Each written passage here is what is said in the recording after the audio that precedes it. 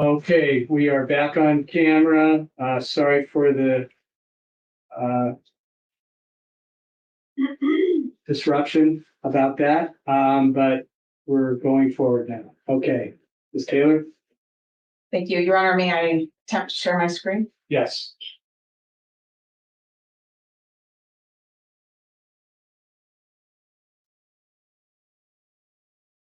All right, Dr. Edelman, let's talk about community attitude survey. What is that? Well, it's a survey designed to estimate opinions and experiences in greater populations, which in this case are the prospective jurors in Latah County.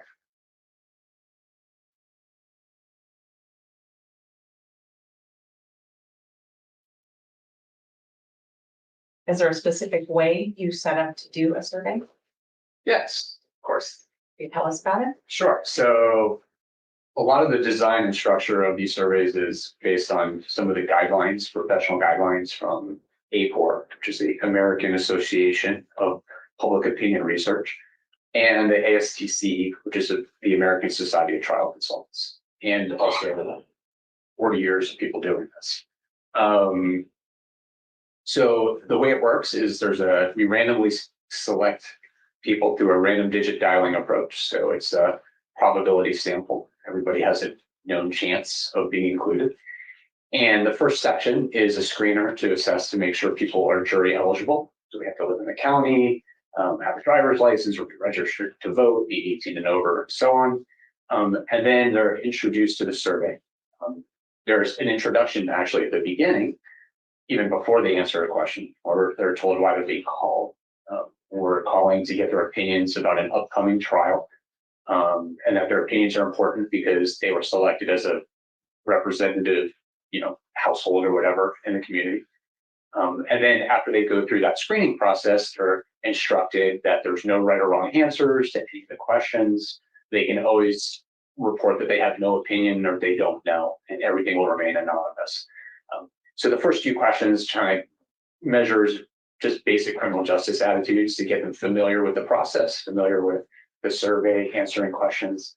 And then they're introduced to the actual case, the case recognition question. And then if they know about the case, they continue and are asked prejudgment questions, open-ended questions to assess some key opinions, then case knowledge questions, which are recognition questions. And then they go into the demographic section, which is how they consume media. And yeah. You mentioned two organizations, and I think earlier you mentioned that you were regularly a member of those organizations. Do they help set standards for how surveys should take place? They did. And tell me a little bit more about the introduction. Why do you do that? The first introduction or the instruction after that, they get through the scanner screener? The introduction and then the instruction.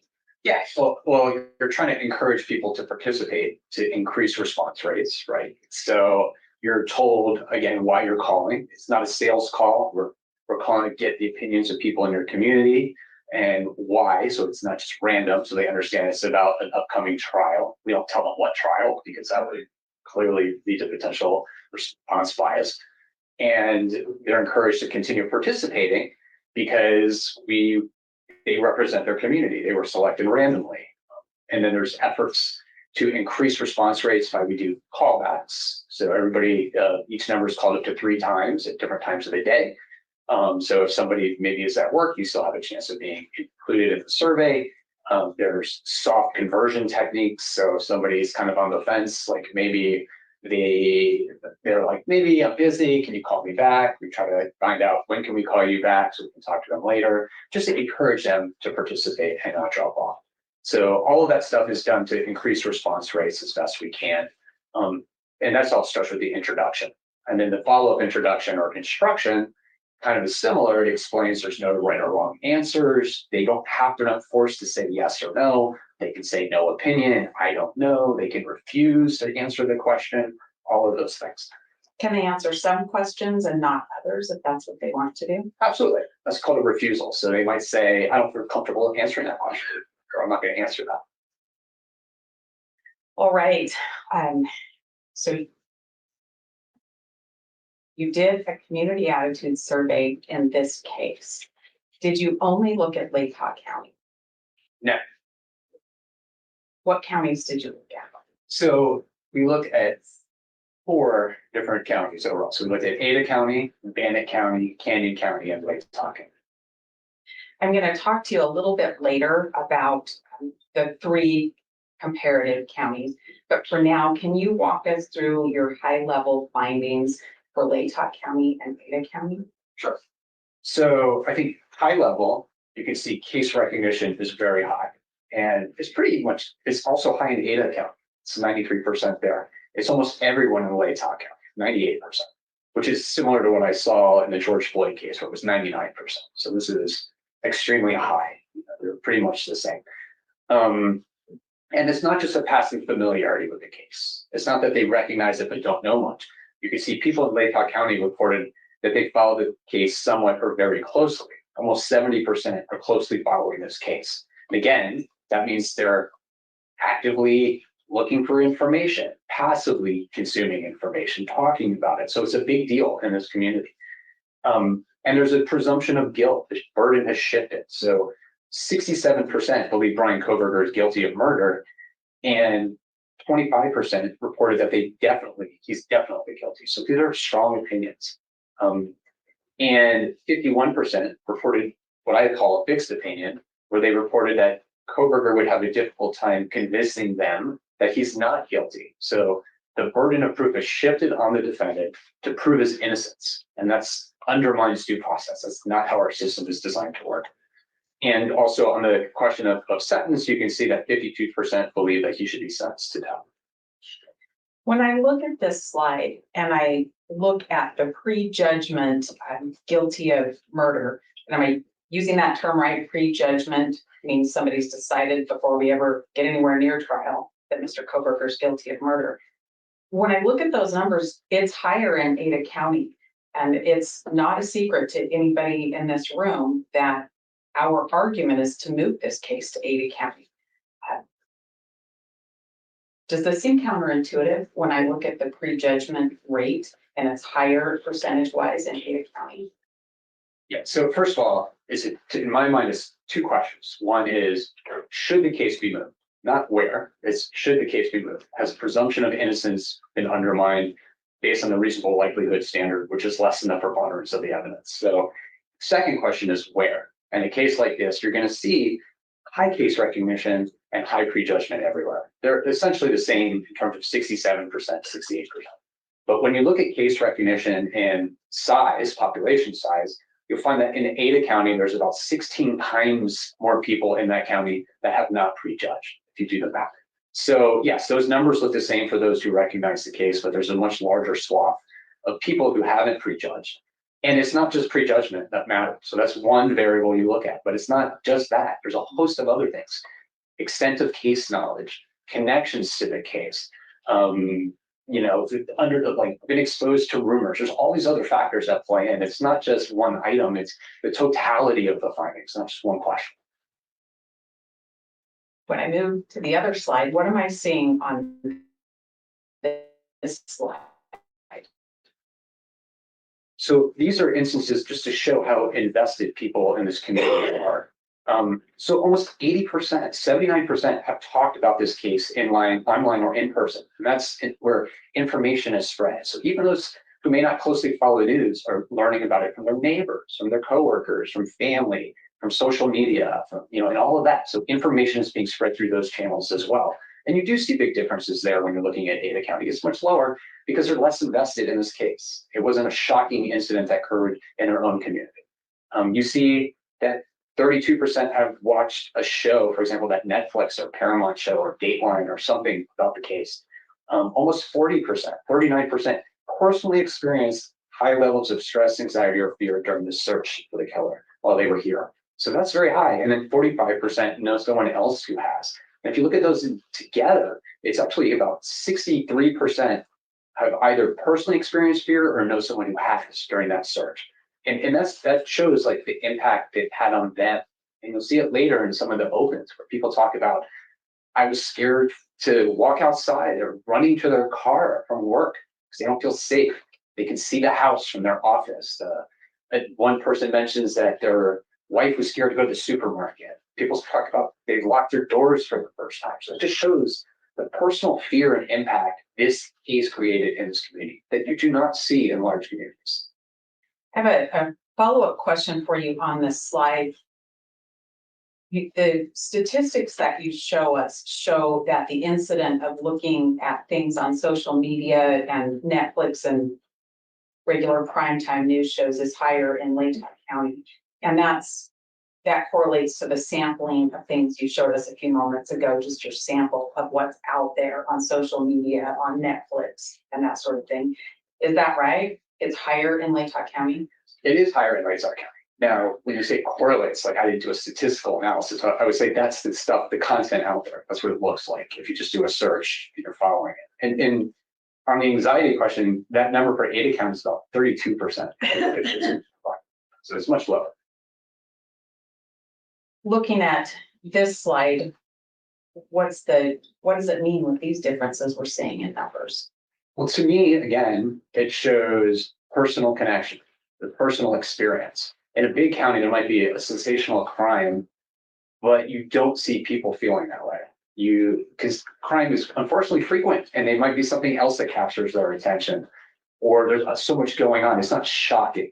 Here, this is something when people talk about again. There's an idyllic community where everyone felt safe, and this person took it away from us. It was like shattering this sense of security and safety that we had, and everybody experienced it. And my guess is a lot of people can probably reflect on where they were when they learned this and how it impacted them personally. So it's very unique. What are we looking at on this slide?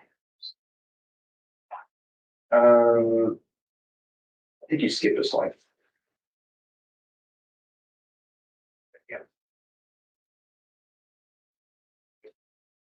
Okay.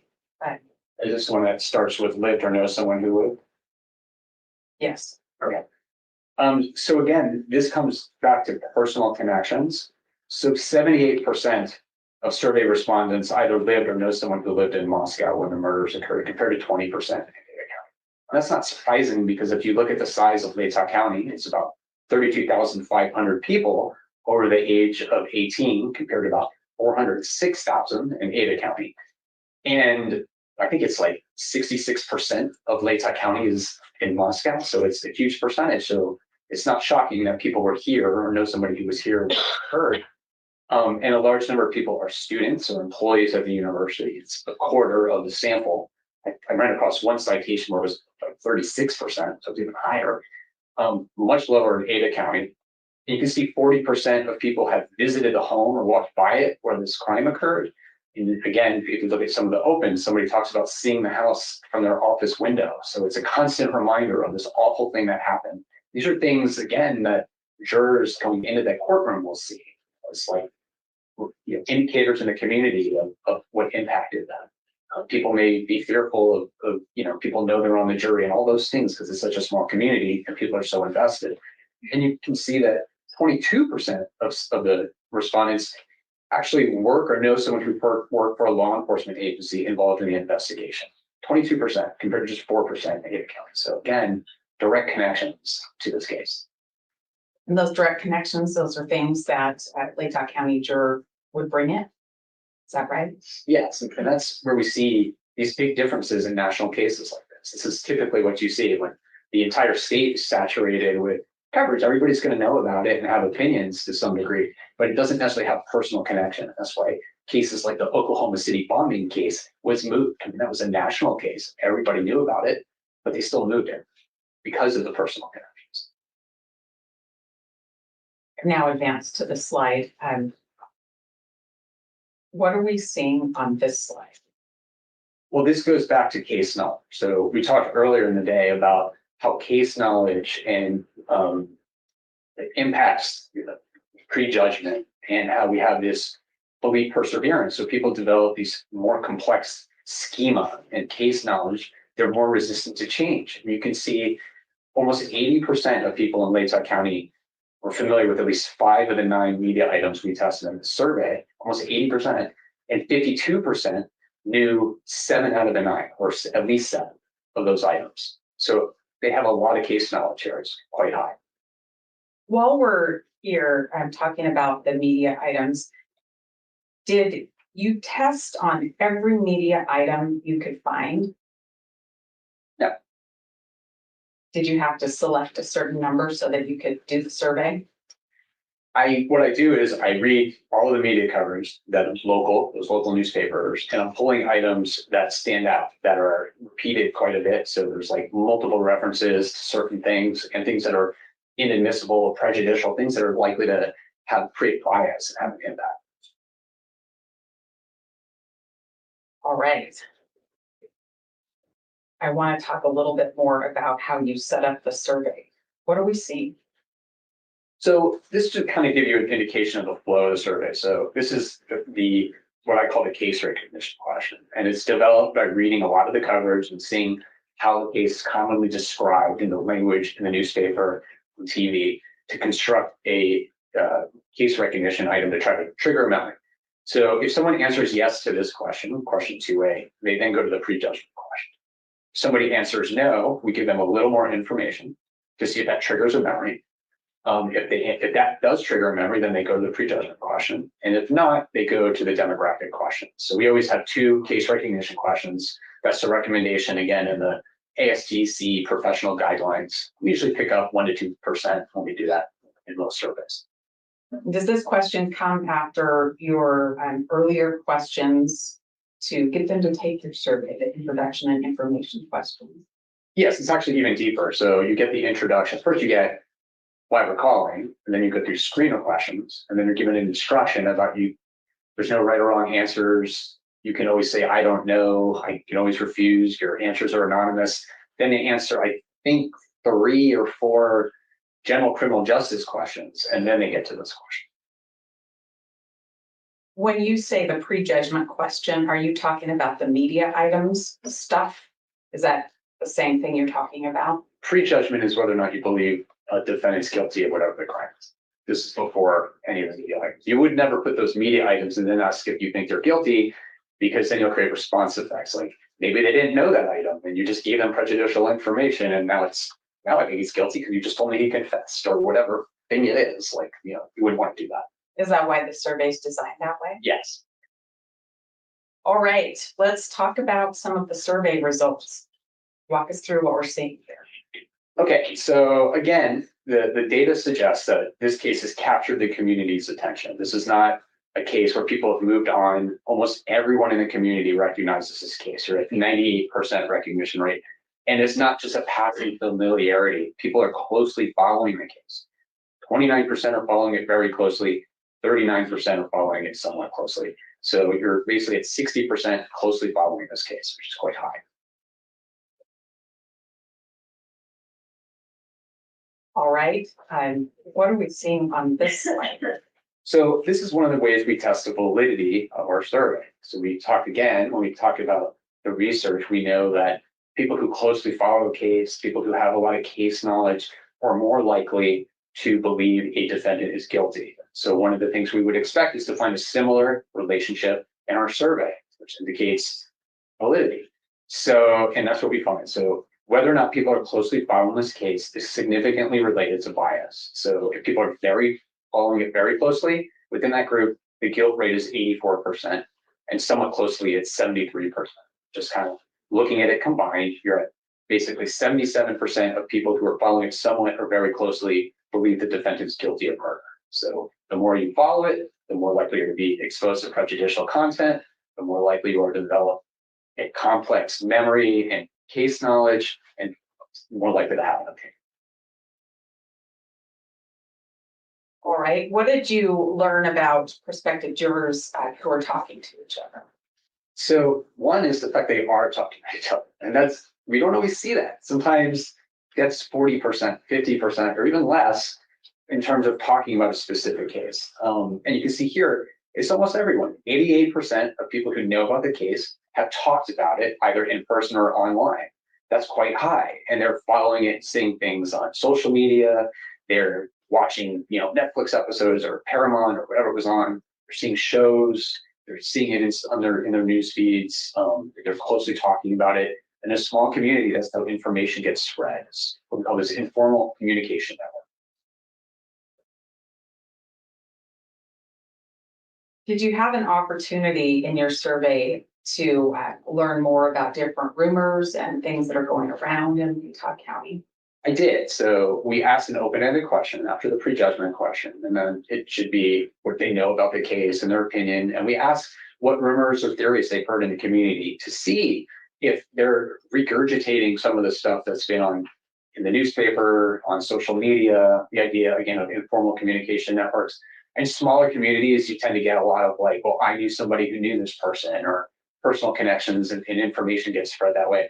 And that's what we saw here. There's a lot of references to things that, the defendant committed a murder in Oregon, like speculation, no evidence of that. It's just something they heard, that he talked about committing the perfect murder on a paper, or that he hates women and he had trouble at the university he goes to with women, and people who worked with him had problems. He stalked her because she didn't respond to him.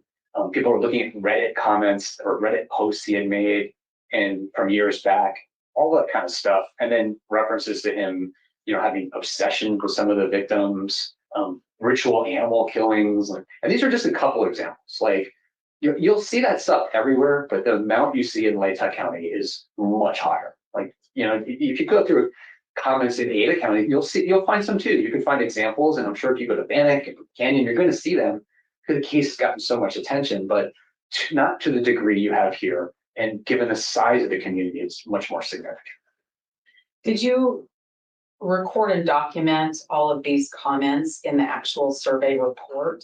Yes. Okay, and that's something that we provided to the court, and the state has no objection, so the court can read the full scope of the rumors from Latah County residents on his own time. Yes. Thank you. Some fun light reading. All right. What did you learn about Latah County residents that were related to Moscow, specific Moscow connections? Well, this is kind of the unique nature of this too, that I see in cases like natural disasters, like wildfires is a good example, where it's this like collective trauma everybody goes through. So you can see 76% of residents here lived or knew someone who lived in Moscow at the time of the murders. So they either are here, the loved one is here, and it creates anxiety, right? So I think it was like almost 40% of students left during Thanksgiving, didn't come back because they were scared for their safety. And you see that in the other questions. So asking about if people experience stress, anxiety, or fear during that search, and you can see 39% reported that they personally did, and another 45% reported that someone they know. And if you look at those, it's called a crosstab. And the question is, did you or someone you know? It jumps up to 63%. So a large percentage of people were anxious and scared about their own personal safety or the safety of someone they know and care about. Tell me about the open question about people's sense of security. Did people respond to that? So one of the questions we ask is, how did this crime impact your community? And if I do this in a big county and I ask this, or big venue, federal case, you get a lot of, it didn't, or not much, or, I didn't live near it, so not me, or something like that. You get a lot of that. And I'm sure there's some of that here too. If you look at different venues, Ada County probably has a lot of that, and Bannock. What really stood out to me was this shattering our sense of innocence, right? This is an innocent town, and no crimes or horrible things ever happened here. And this guy took it away from us. We had this idyllic, safe community, and this person destroyed it. This crime destroyed it. And they talk about people, they never locked their cars before, their homes. I think one person said, like, he didn't even have a house to his key when he bought it, or a key to his house. That makes more sense. And suddenly people are locking doors because they're fearful. People are scared to go to their cars. Again, someone mentioned, like, you could see the house from their office, and students and staff would run to their car to be safe. People's partners were scared to go to the grocery store. And there were tons of comments about that. This idea that we have a safe community and it's never going to be the same. It's lost. It's like our sense of safety and security, this special place, this tiny little place that's a bubble from all the bad stuff in the world, and then this thing happened. The comments that you depicted in this slide, is that all of them, or are there others for the court to take a look at? There's plenty. On top of reading the other stuff, feel free to read all those opens. Okay. What about the connection to the house where this happened? What did we learn? Well, I think it comes to this direct and indirect connections to this case, which makes it unique in Latah County, which you don't see everywhere, is, 40% of residents who know about the case, which is pretty much everyone, have either visited the home where the crime occurred or walked by. And so there is this constant reminder of this awful thing in their daily lives.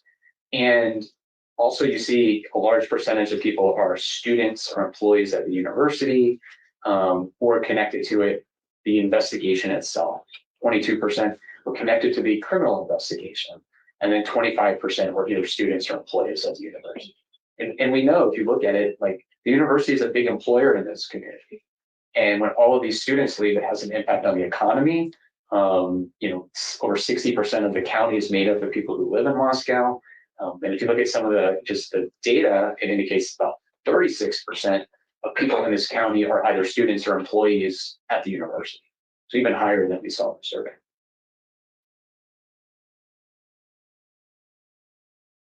All right. I want to talk about the prejudgment question. What did you learn?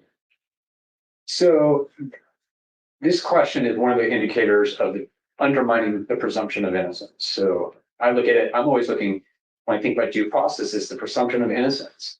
And you see when it shifts to a presumption of guilt. So in this case, 67% of prospective jurors who recognize the case believe Bryan Kohberger is guilty of murder, and 25% have a strong opinion on that. So if you think about it, given the high recognition rate here, if 100 jurors walked into this room during voir dire, 66% of them already think he's guilty before they've heard any evidence. And that's just the prejudgment question. That's not talking about the other factors that you talked about, media awareness, case connection to the community, things like that. No, that's just looking at everyone. And if you start looking at things like, well, do they know a lot of detail? That prejudgment jumps up to over 80%. Do they closely follow it? Jumps up to 70%, whatever it is. So that's just looking at the entire set. Start looking at other things, that prejudgment gets even higher. You've talked about what you've defined as a fixed opinion or a fixed presumption of guilt. What did you find about that? Yes, so the question I ask is basically based off, I'm going to start talking selective now. Based off of what you've read, seen, or heard, would the defendant have a difficult time convincing you that he's not guilty? So burden of proof shifting on the defendant. I think I mentioned this last time, but that question was developed by a judge in Tennessee. And what you were seeing was they would ask jurors, well, what do you know about the case? And they would tell them some information or minimize what they know. And then the question was, do you think he's guilty? And maybe they'd say yes. And then they'd say, but I can be fair and impartial. I can set it aside. I think I can do it. And then the follow-up was, well, would he have a difficult time convincing you that he's not guilty? And oh yeah, I can't change my mind. So it's just much more effective. I find it's more likely to be correlated with these other indicators of bias. So it seems to be more of a valid question. And when I did it, you see basically 51% indicated a strong opinion that would shift the burden of proof onto the defendant. And again, if you look at our analysis of 100 jurors walking in, that would be 50 out of 100 would fall into that category. They can't change their mind. Well, I'm sure you can get them to say they can be fair because I see it all the time. But this doesn't mean they can't. We heard a lot about that earlier today. Yeah. All right. And did you ask similar questions, prejudgment for guilt, I guess prejudgment for the sentence? Yes. So because this is a capital case, I did ask whether or not which sentence do they believe the jury should select if he's convicted. And you can see 52% reported that he should get the death penalty based off of what they've read, seen, or heard, whereas just 23.5 or 24% reported that he should get life. Did you ask a fixed question about the penalty? Yeah, so I asked the same fixed opinion question, and you find that 51% believe that the sentence should be death and that he couldn't convince them that it should be life. Only 19% reported that the defendant would not have a difficult time convincing them that he should get a life sentence.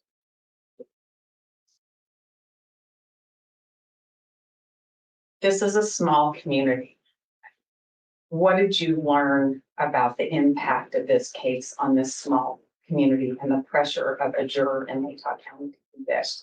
So one of the things I wanted to look at, because it's a small community and people know everyone, and the pressure when coming in and out of this courthouse on a day-to-day basis, when it's been inundated with journalists, and my guess is people can figure out who's on the jury by who's not picking their kids up at school and talking to neighbors and all that.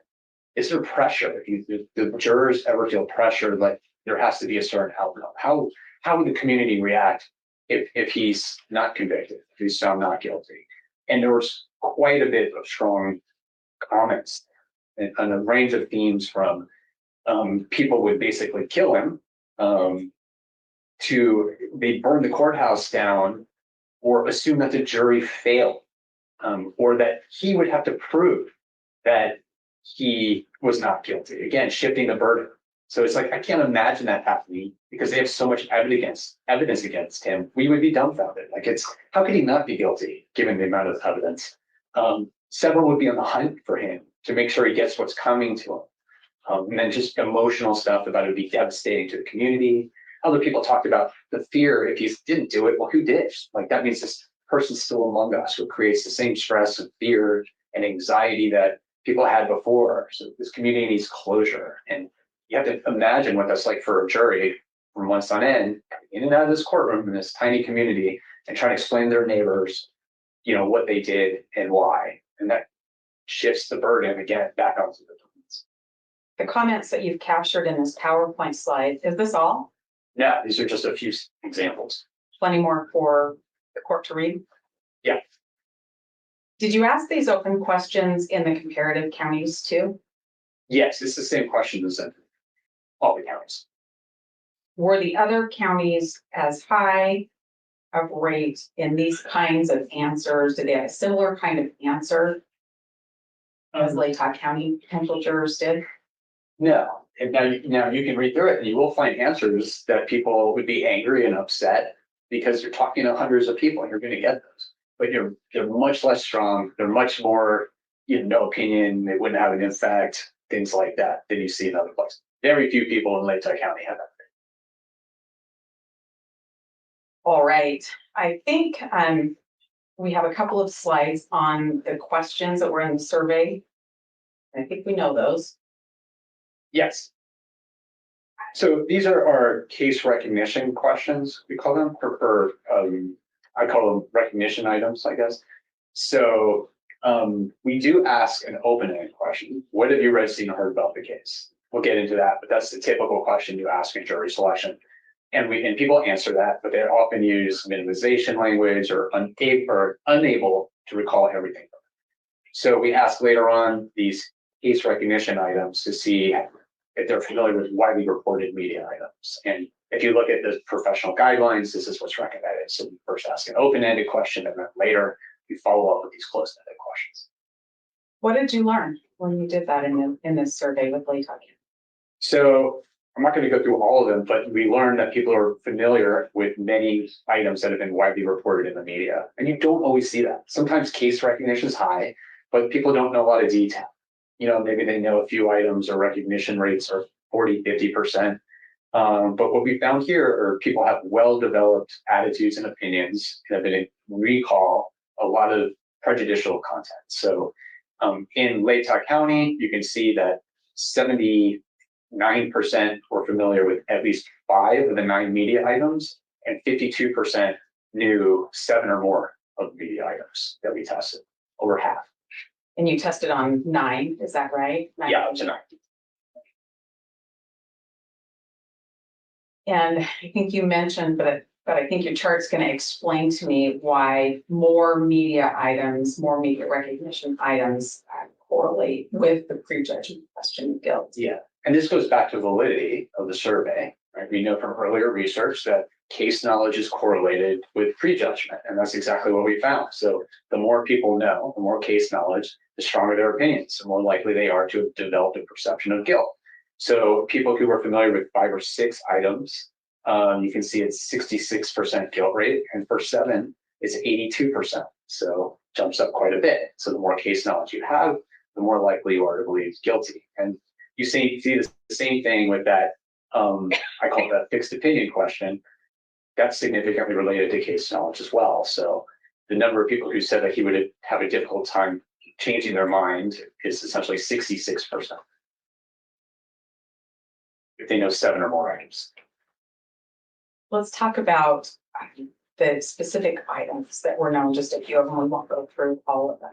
What did you learn?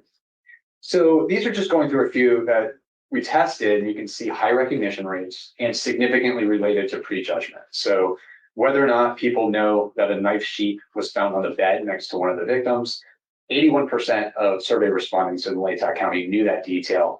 And you can see it's significantly related to bias. So if you knew that, 72% of people who knew that item believe he's guilty, and 55% reported that he would have a difficult time convincing them otherwise. What about another media item? What about what? Another media item? So the next one is whether or not they knew that DNA was found on the knife sheath, that there was a match for the defendant. And you can see that 67% know that detail. And if you know it, it's highly prejudicial. So 75% of people who know that item believe that he's guilty, and 60% reported a fixed opinion. How about a vehicle recording? So this one, whether or not Bryan Kohberger owns the same type of car recorded on the video driving in the neighborhood where the killings occurred. This was a widely reported media item. So 86% of people know that detail, and 82% of those who do know that believe he's guilty. Quite high. How about the cell phone tower media item? So on that one, you see a case recognition rate or item recognition rate of 79%. 79% of survey respondents knew that detail. And if you knew that, 72% of them believe that the defendant's guilty. How about the media item stories? So this would go down to like a misinformation, I'll call it an inaccurate detail that was widely reported, that the defendant had stalked one of the victims. And you can see recognition rate currently at 45% when the survey was done. And 81% of people who knew that detail reported that he's guilty. How about following on social media?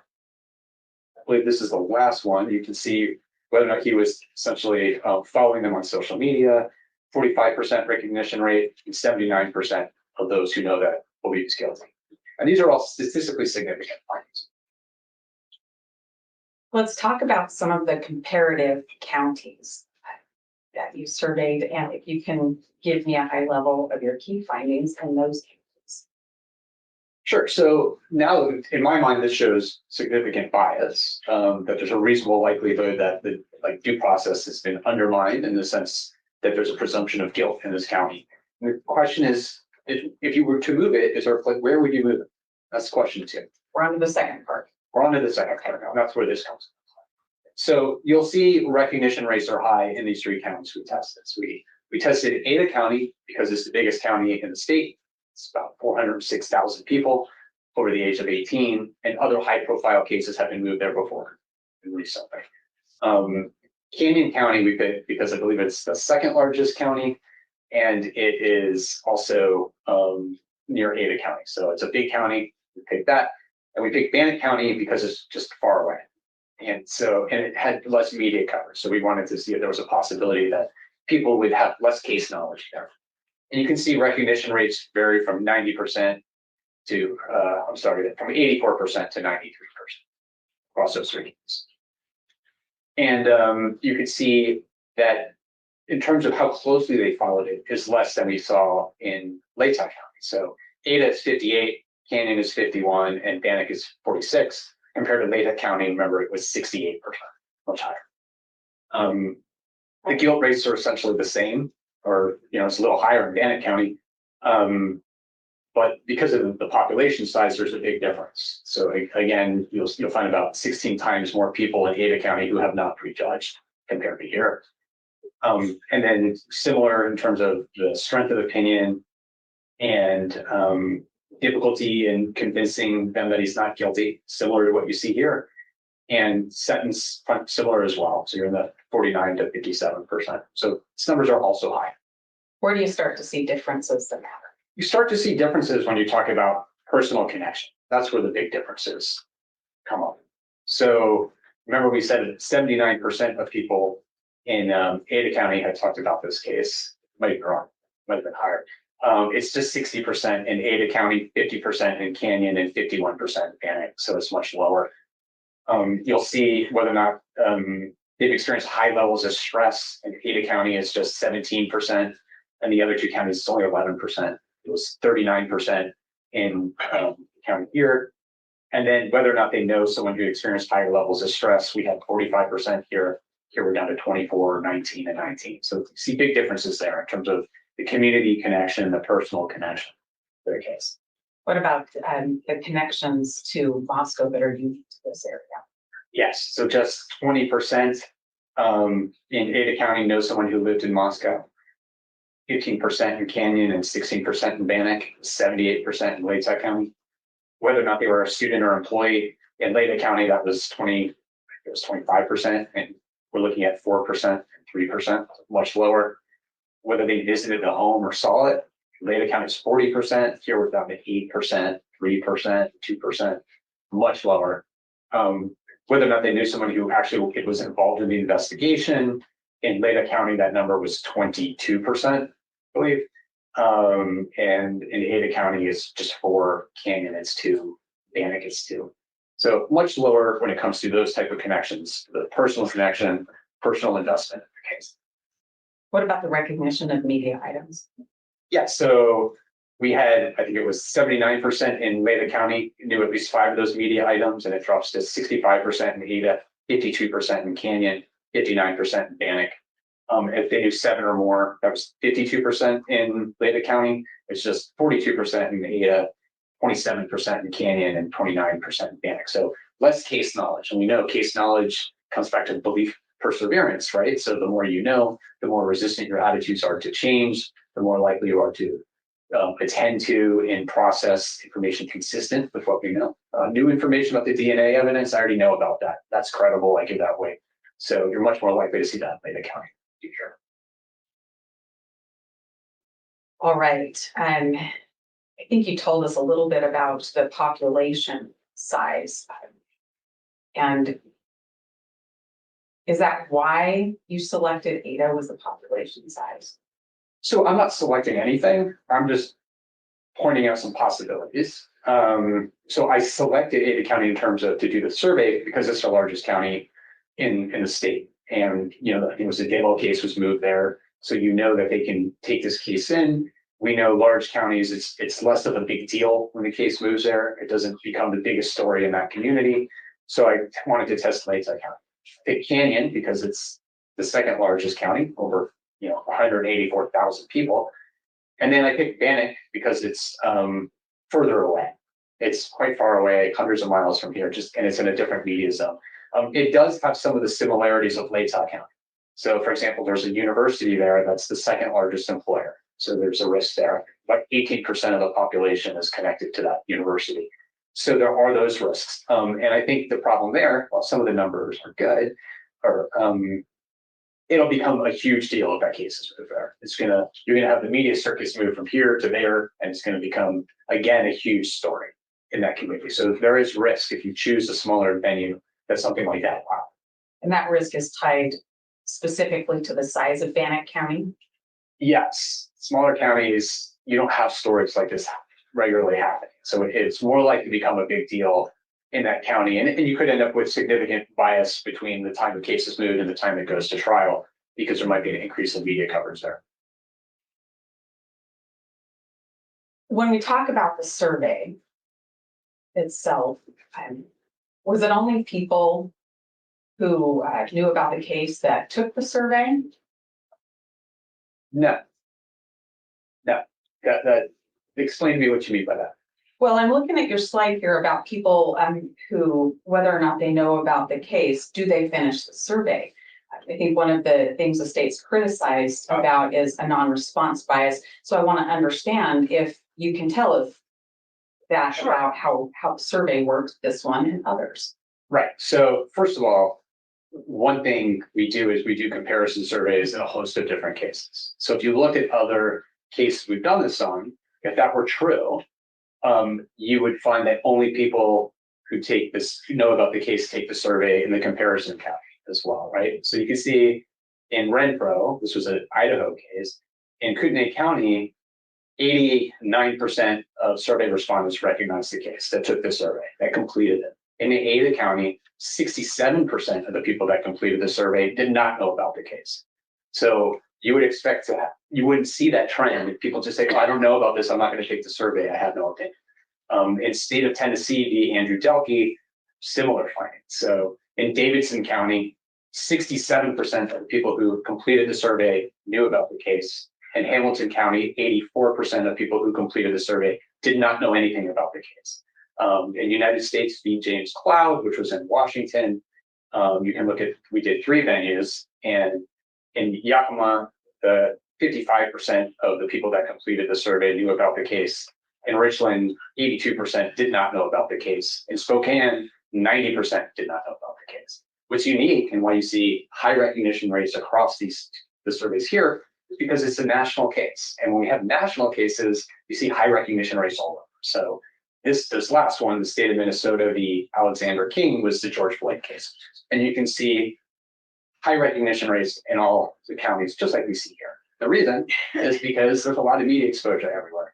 But it's not that people are hanging up because they don't want to take the survey. In fact, if you look at the call data, after they were told the case recognition question and described the case, only one person hung up out of the 1,200 people that completed the survey. We had one person who terminated the survey after being told what the survey was about. Everyone else. All 4 counties? All 4 counties, one person. All right. We have talked quite a bit about the bias and the prejudicial media coverage and the difficulty, the impossibility that will have in seating a jury in Latah County. I want to talk a little bit about jury selection in cases that have a lot of publicity. Are you familiar with that? Sure, yes. All right. Why should we talk about this now? Why do we not want to just wait and try to pick a jury first? Well, I think first of all, I've done a lot of jury selections. I'm sure you have, Your Honor, you have, I'm sure you all have. So we all know how the jury selection process works. So in a normal case, people do not have case-specific attitudes. And we know specific attitudes are predictive of behavior. So I might just have a general passing attitude towards something. I mentioned DUI, or it's like a contract dispute. Like, you can ask me questions. I don't have strong opinions. I don't know anything about the case. So they're not specific attitudes. So jury selection is effective in that scenario. It's fine. But when people have case-specific attitudes and case-specific knowledge, and I've heard information and evidence, even if it's coming into trial, I've heard it in the context of a news story. There's no rules of evidence that were applied. There was no cross-examination. There was no counter expert to refute what was said. It was just said by a public, speaker. He was on an editorial on a television station, on Nancy Grace. So it's very different. And then when I hear it as evidence, it's just confirming what I already know. It's not new, not processing it for the first time. So that's one of the big problems. So why you need to identify people that have that content and information. And there's challenges because of the way memory works. Recall is limited, and we'll get to that. But when you ask people, what do you know about the case? They are not able to give a full account of everything they know. So it's very hard to assess what people know, which makes it very difficult to exercise cause challenges and predicate challenges. And the other thing is just the nature of jury selection. It's very easy to rehabilitate a juror to get them to say they can be fair. It happens all the time. So a juror says that I had this experience, or I think I'm leaning towards one side, and it's so easy. We do it all the time to get a socially desirable response. You start with, well, the law requires everyone to be fair. Everybody has their own opinions, and that's okay. We're just asking you, can you follow the law? Can you follow the instructions? Can you deliberate? Can you be fair? And most people will say yes to that because they want to create a socially desirable response. They know what the right answer is. Give leading questions. In one study, they actually analyzed a transcript or 3 tribes transcripts, and it was like 60% of the comments during voir dire were from attorneys and judges. Just 40% were from jurors, and 63% of the comments from jurors were one-word answers. And I see that in the post-conviction stuff I do when I analyze transcripts. It's 3 pages of indoctrination into what a juror is supposed to do, ending with a closed-ended answer, can you set it aside? That's not an indicator of what their ability to do. People can't just men in black flash heaping themselves and forget everything. It doesn't work that way. I think we may have covered voir dire and honest disclosure with that, and I didn't advance the slide. Can you give us a case example or an example of this? Sure. So this is an example of a stealth juror. So a case like this, you're a stealth juror, there's a likelihood that people want to be on this case, right? It's a high profile case. It's going to be on TV. You're going to get a lot of attention. There might be a desire to see justice and you want to be involved in that. Well, how do you identify jurors like that? So this is an example case I worked on where it was a long time ago. It was in LA. There was this division in the police department called the Rampart Division, Rampart. And basically there were a number of corrupt police officers who were stealing drugs out of the evidence locker, shooting suspects and planting guns on them. It was these rogue police officers. And one of the people, his last name was Ovando, he had been shot by a police officer, this guy Perez, who then planted a gun on him and alleged that Ovando had shot at him. So he was convicted of attempted murder. He was paralyzed from the waist down. And then Perez got caught stealing drugs out of a locker room. So he confessed to all these things and Ovando was released. He got like a $20 million settlement against LA County. Then he sued the public defender, claiming that, they should have figured this whole thing out and known that, there was a scandal and so on.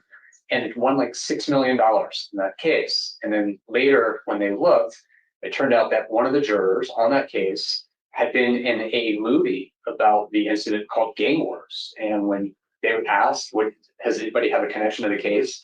She didn't raise her hand. But during the deliberations, she talked about stuff she knew. She talked about stuff that didn't come into trial, and it resulted in a mistrial. So that's just one example. There's other examples as well. But yeah, so that's one challenge you have in a case like that.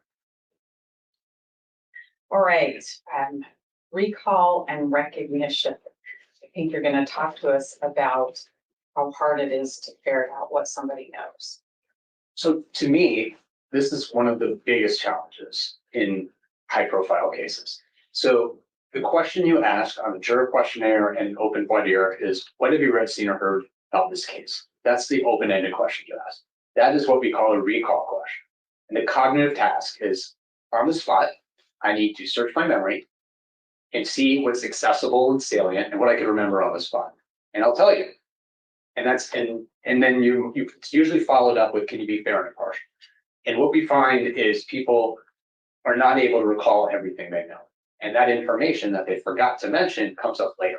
So the common example is, tell me everything you know about a movie. I'm going to go with Star Wars. And you probably will tell me a lot because a lot of people have seen that movie or seen it a bunch of times. But if I asked you follow-up closed-ended questions, you'd find that you forgot to mention a whole bunch of things. Like maybe you didn't mention that Luke Skywalker was Darth Vader's son, right? And it was, do you remember that? Oh, of course I know that. I just forgot to mention it. So you see things like that. So the tricky thing is you can't ask people, have you read, seen, or heard if the defendant was stalking one of the victims? Because now you're poisoning the well. What if they didn't mention that and they're open-ended? Doesn't mean they don't know it, because we know about 45% of the population here does know it. So you're in that position where you are trying to make an assessment if this juror can truly be fair and impartial without knowing what this juror actually knows about the case. And that's one of the biggest problems you have in high profile cases, that are not a problem in your run-of-the-mill typical case. Have you seen that bear itself out in a real case? I have. This was a case in Texas where we actually had community members come in during the venue hearing and treated them like mock jurors in a sense, and asked them what they knew about the case, and they told us. It was a big case at the time in Hidalgo County in Texas, and people told us what they knew, and then we asked, "Is that everything you know?" And they'd say, "Yes, that's it." And because it's not real jury selection, we had the opportunity to demonstrate this whole problem. And we would say things like, "Well, did you know that he allegedly confessed?" And then it would stimulate a memory, and the person would say, "Oh yeah, I did know that. He actually confessed twice at a monastery." So it triggered a memory. And then it was, "Well, is that everything else you know? Do you know anything else?" And they'd say, "No, that's it." And say, "Well, did you ever hear that he had committed another crime?" And they say, "Oh yeah, that's right. He actually attacked another girl at a different church in a nearby town." And it was, "Well, is that everything you know? Take your time, search your memory." I think that's it. And then we do it again. And it was, "Well, did you know there was a cover up?" "Oh yeah, the Catholic Church covered it up and the police department." And it just demonstrated the problem. Now, that was fine in that little demonstration we did, but you could never do that in jury selection, because if you did that, you just poison that juror. If they don't know it, you just poison them. If they did know it, then you have to get rid of them, right? So you're in this impossible position in terms of trying to figure out if this juror can be truly fair and impartial when you don't know what they know. Do we have a glimpse of how that works in Bryan Kohberger's case based on the search warrant? We do. All right, how do we know? Tell me about that. So we always use the open-ended question: what have you seen or heard about the case, and code it. And what we found is, on average, people reported 1.6 details when asked that open-ended question. So we know that's the average number of details they report. And then we compare that to the closed-ended questions later, those 9 media items, to see if there's additional items that they actually recognized that they failed to mention in the open. And what we found in this case was that 96% of survey respondents knew at least one of these media items that they failed to mention in the open. And on average, they recognized an additional 4.9 media items. So almost 5 out of the 9 failed to mention. And these are just some examples. So, someone said, "What have you seen or heard about this case?" Just what has been on the TV and the papers. So that's minimization language. They use the word just. There's no specific detail. But later, when we ask those closed-ended questions, that person knew all 9 of them. Another one is just what I've read and seen on the news and newspapers. Again, knew all 9. Read articles about the case, knew 8 of the 9. Just what I read in the papers, same as everyone else, 7 of the 9. So these are just a few examples, but this is what happens. This is what you see on juror questionnaires. This is what you see in voir dire. And I mentioned that, anyways. And that's dangerous in this case because of the amount of prejudicial media coverage. Is that right? It's dangerous in this case and in high profile cases. That's the unique problem they create. What's unusual in this one is, 1, it's in a small community, and 2, people here have very well developed schema and attitudes and case knowledge. I think you have some specific examples of some of the media items tested about how many recognized an item that had not reported. Yeah, so just to give it two examples to make the point. So this is the one we talked about, whether or not the defendant stalked one of the victims. Prejudicial, 45% of survey respondents recognize this item when we ask, have you seen or heard it? But when we ask them the open-ended question, what have you seen or heard about this case? Only 3% mentioned it on their own. So 3% of people reported this item, but 45% actually recognize it later on. And we know it's not only is it not true, but it's also prejudicial because 81% of people that know it have already judged the defendant as guilty. So it's really important to know who are the people in this panel that know that detail. So your choice is to just assume no one knows it because they didn't spontaneously mention it, or poison the well by asking the juror specifically, did you know that Bryan Kohberger allegedly stalked the victim? So that's a difficult position to be in. Let's look at one more example of how that works. So this is the one about the knife sheath, whether or not police found a knife sheath on the bed. So you probably want to know that. Well, 81% of people recognize that item later, but only 8% mentioned it when asked the open-ended question. So again, just demonstrating the problem. These are items that are correlated with bias. We know that there's a high rate of recognition in the community, but when you ask in jury selection, what have you read, seen, or heard about the case? Very few people mention it. This is what you see. All right. The magic question, can you set it aside and be fair and impartial? Is that going to work? I'm sorry, what's the question? Is this going to work? This question. Yeah. So you want to, what is this a good question, bad question? Will it work? Will it help Will it us? work? What does work mean? I don't know if you think about that. Help us find an impartial jury. No, there's no data to suggest that this is a valid question. And just touching on the research again, what you would expect is people that know a lot about the case or been exposed to prejudicial pretrial publicity would be more likely to say they cannot be fair and impartial compared to people that do not know a lot about the case. And there's no significant relationship.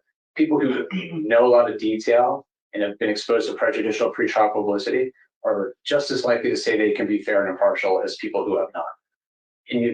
So there's no data to support that. And do you have an example to tell us about?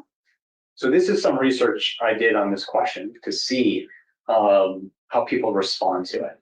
And so what I did was I went to a Facebook page that was about this documentary on HBO that got a lot of attention called The Jinx.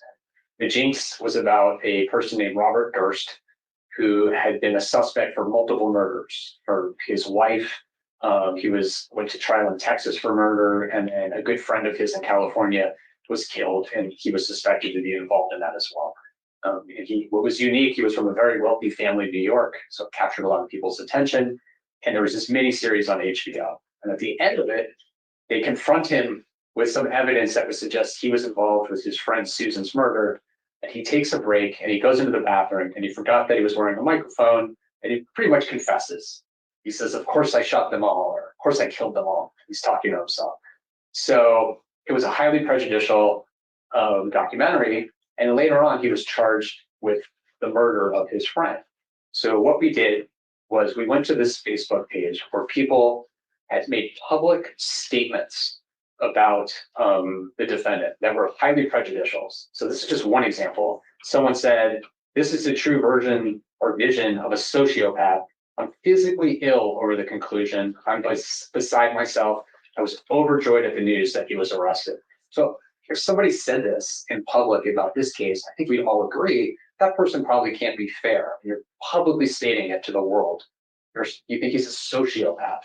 So we recruited people that made these extreme comments on this page and went through a survey. And we asked if they knew about the case, whether they thought he was guilty, what they knew, and so on. You can see, as you'd expect, almost everybody we recruited who made these public statements reported that Robert Durst was guilty of murder, 92%.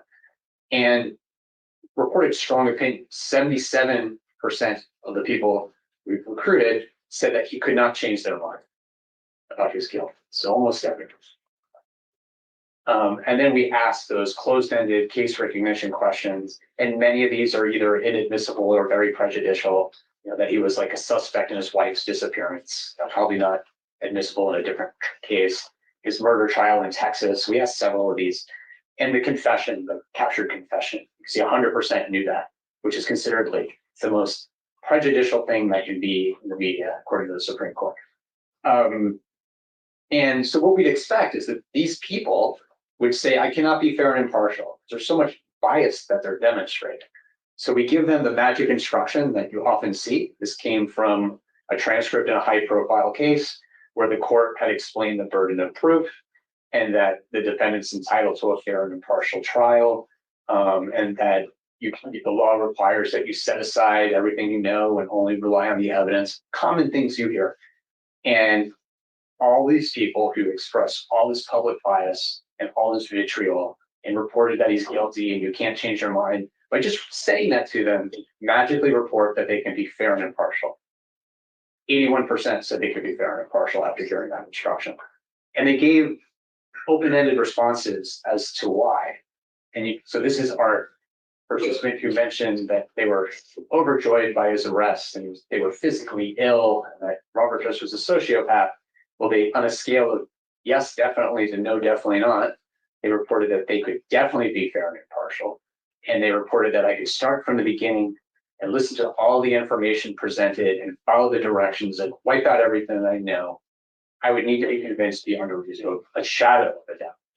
So that answer, if you see in a courtroom without knowing that this person was making public statements about the defendant being a sociopath, probably considered rehabilitated as a fair and impartial juror, which demonstrates like a person like that should be answering that question no, but they don't. And even kind of going back to the Rideau case, which was recorded confession in the police station with the chief of police on one side and officers on the next, played in the media with music on it. It was highly prejudicial in a small town, and the Supreme Court ruled that threw out the conviction because of it. All the jurors in that case who saw that confession reported that they could be fair and impartial. They all sat on that trial. They all reported that they could be fair, and the Supreme Court didn't take that at face value because the content of the coverage was so prejudicial. All right. Based on your years of experience, your education, all of the work that you do in general, and then specifically the work that you've done in this case, the survey, the hundreds of comments, do you have an opinion about this case and whether we can seat an impartial jury in Latah County? I did. What is your opinion? So my opinion is, again, is based on whether or not there's a reasonable likelihood. So using that standard, which is less than the preponderance of the evidence, Latah County is a small venue, and the crime has been seared in the community's consciousness. People have been saturated with prejudicial coverage. Many people here have direct and indirect connections to this crime. People here demonstrate they experience fear and stress, panic in this community. There's significant rumors and misinformation that have been spread and people have been exposed to in this community. There's a feeling of pressure to convict. I think given the reaction that people think the community would have if he's acquitted, that's particularly concerning. We know from the data that jurors have closely followed the case, they've talked about it, they're familiar with prejudicial details. I think that the presumption of innocence has been undermined and a presumption of guilt prevails in this community. And I think the pre-existing attitudes and opinions will influence how people process evidence. So even if the same information is presented at trial, there's a big difference in terms of jurors being exposed to that for the first time. I don't know about the DNA evidence. I don't know about the videos versus a juror being exposed to something that they already know, where they're just confirming what they already know. I already know about the DNA evidence. It's just triggering a memory of what I already recall. And I'm processing this information through that filter of it's consistent with what I believe and I already know. And it impacts how they see government witnesses and how they will view and evaluate defense witnesses. And I don't think voir dire is an effective remedy given the research I've done, my experience doing jury selections, and the nature of how memory works. So taking all that combined, I think it's appropriate to change that. Thank you. I don't have any other questions, Your Honor. And Dr. Edelman, hang tight if you should state mine. Okay, thank you, Ms. Taylor. So this would be a good time to take a break. Sure. And we'll come back at 3:20. Thank you. Dr. Edelman.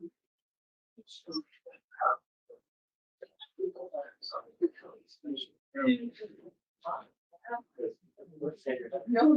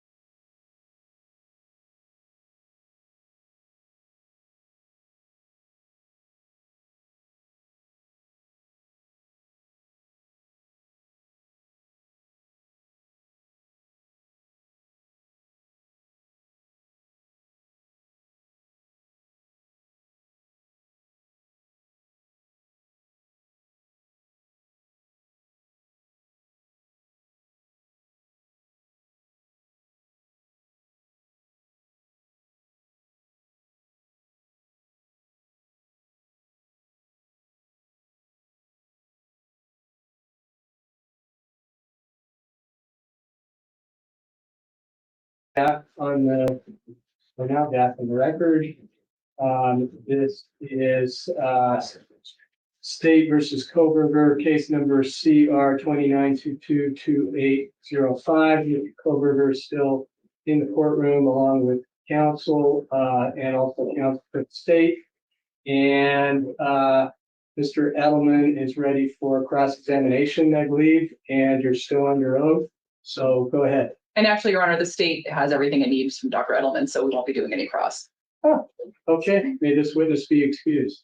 You may, Your Honor. Okay, thank you. You're free to stay, free to leave. Thank you. Appreciate, for you being here.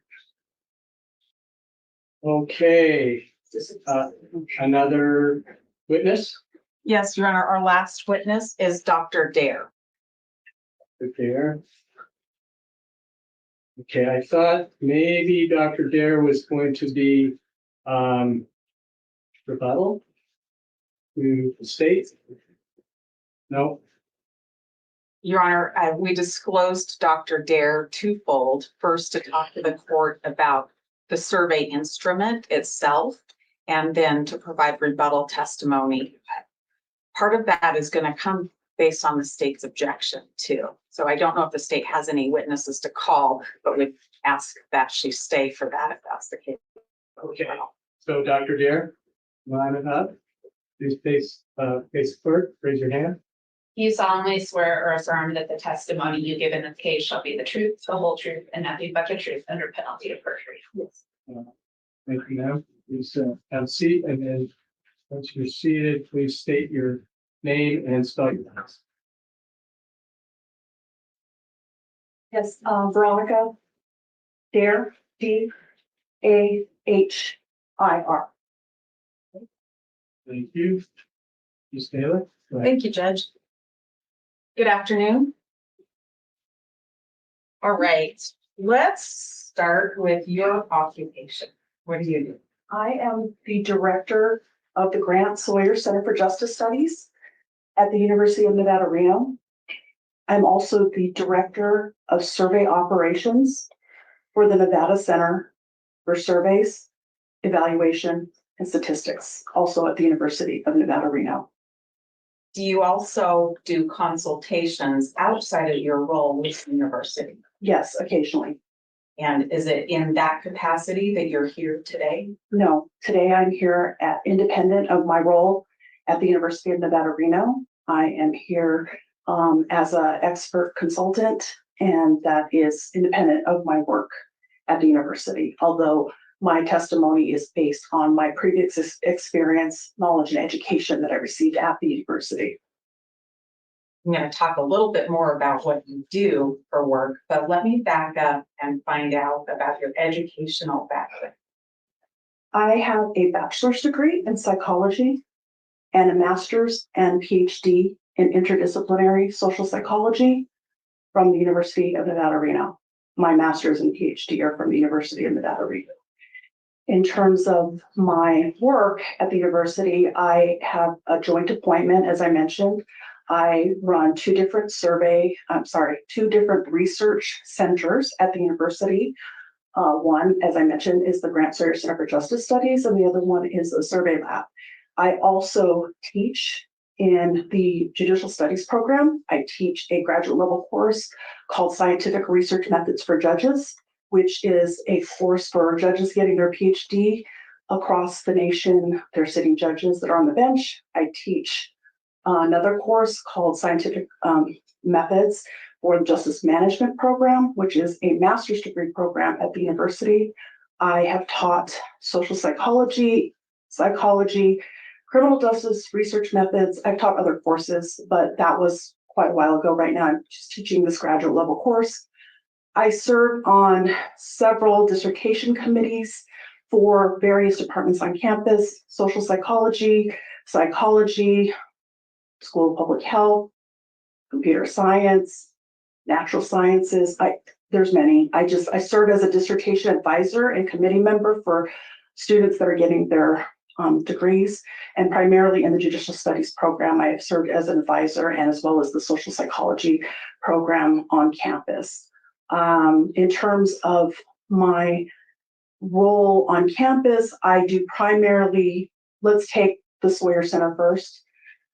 We do research on justice-related topics broadly defined. My background is social psychology with an emphasis in justice studies and law. And so our research that we've been doing there is specifically related to research in the justice system. We have many different populations that we research and do surveys with, including jurors, judges, attorneys, both defense and prosecution, court reporters.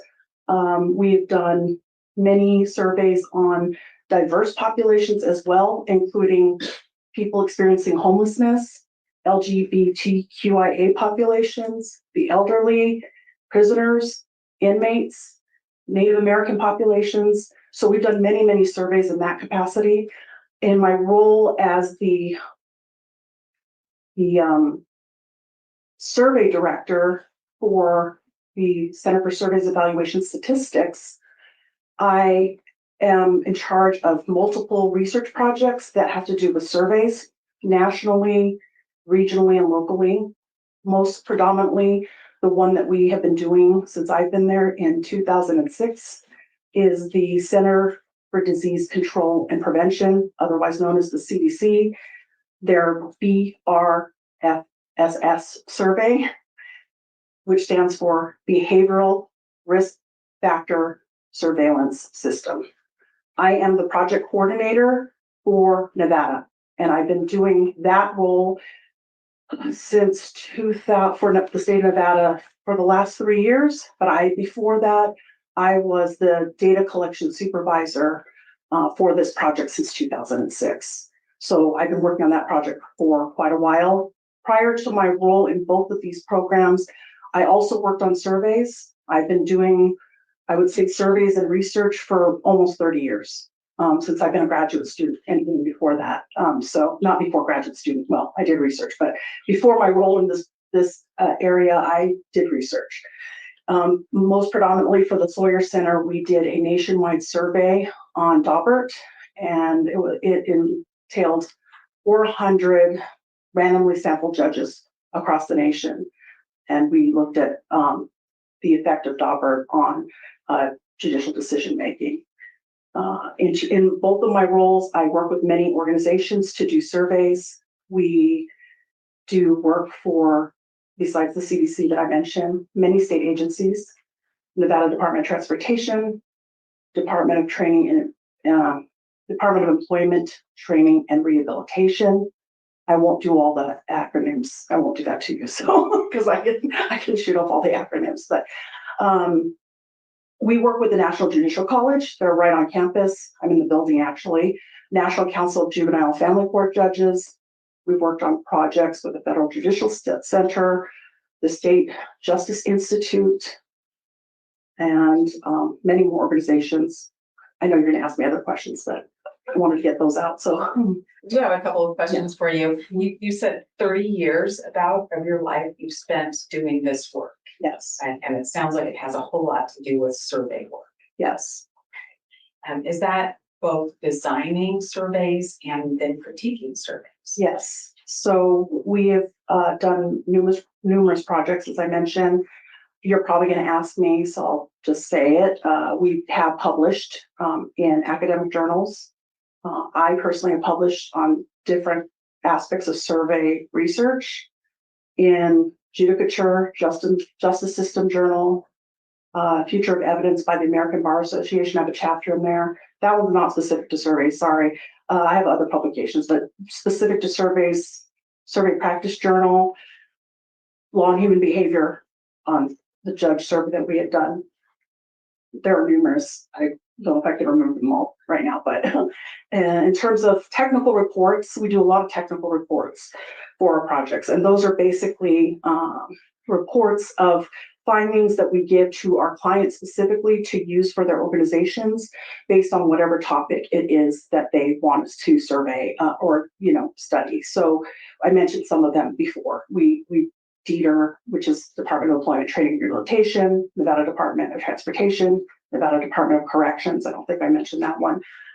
And we we've done 140 over my career there, 140 technical reports, all of which in some way or fashion have related to surveys or survey research. We do a lot of evaluation projects, needs assessments, and most of those always entail a survey of some kind. Are there guidelines or standards that govern survey work? Yes, ones that have been mentioned here already, APOR, the American Association of Public Opinion Research, and specifically for change of venue surveys or community attitude surveys, ASTC, which is the American Society of Trial Consulting. Are you familiar with the standards of both? Yes, I'm a member of both organizations. I want to know why people do surveys. It sounds like you've had a hand in a lot of surveys over the years. Why do people do surveys? Many different reasons to find out information about a specific topic or population. People do it for needs assessments. They do it to find out more about support services.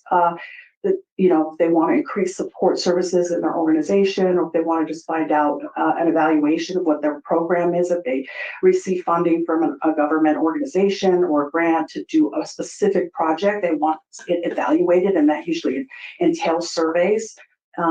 People want to know community attitudes. For example, as I mentioned, a couple of them, we did a survey for the Nevada Department of Transportation, specifically looking at highway maintenance in the state of Nevada, asking residents about their opinions on highway safety. We did another one for the Office of Traffic Safety, looking at seatbelt usage, car seat usage, and at the time when cell phones came out, texting and driving, distracted driving behavior. So we've done surveys on those. I'm currently doing a survey with DETR, which I had mentioned, DETR, on foreign labor wage surveys, where we're looking at the farmers in the state of Nevada on whether or not what their wage, the prevailing wages in the state of Nevada.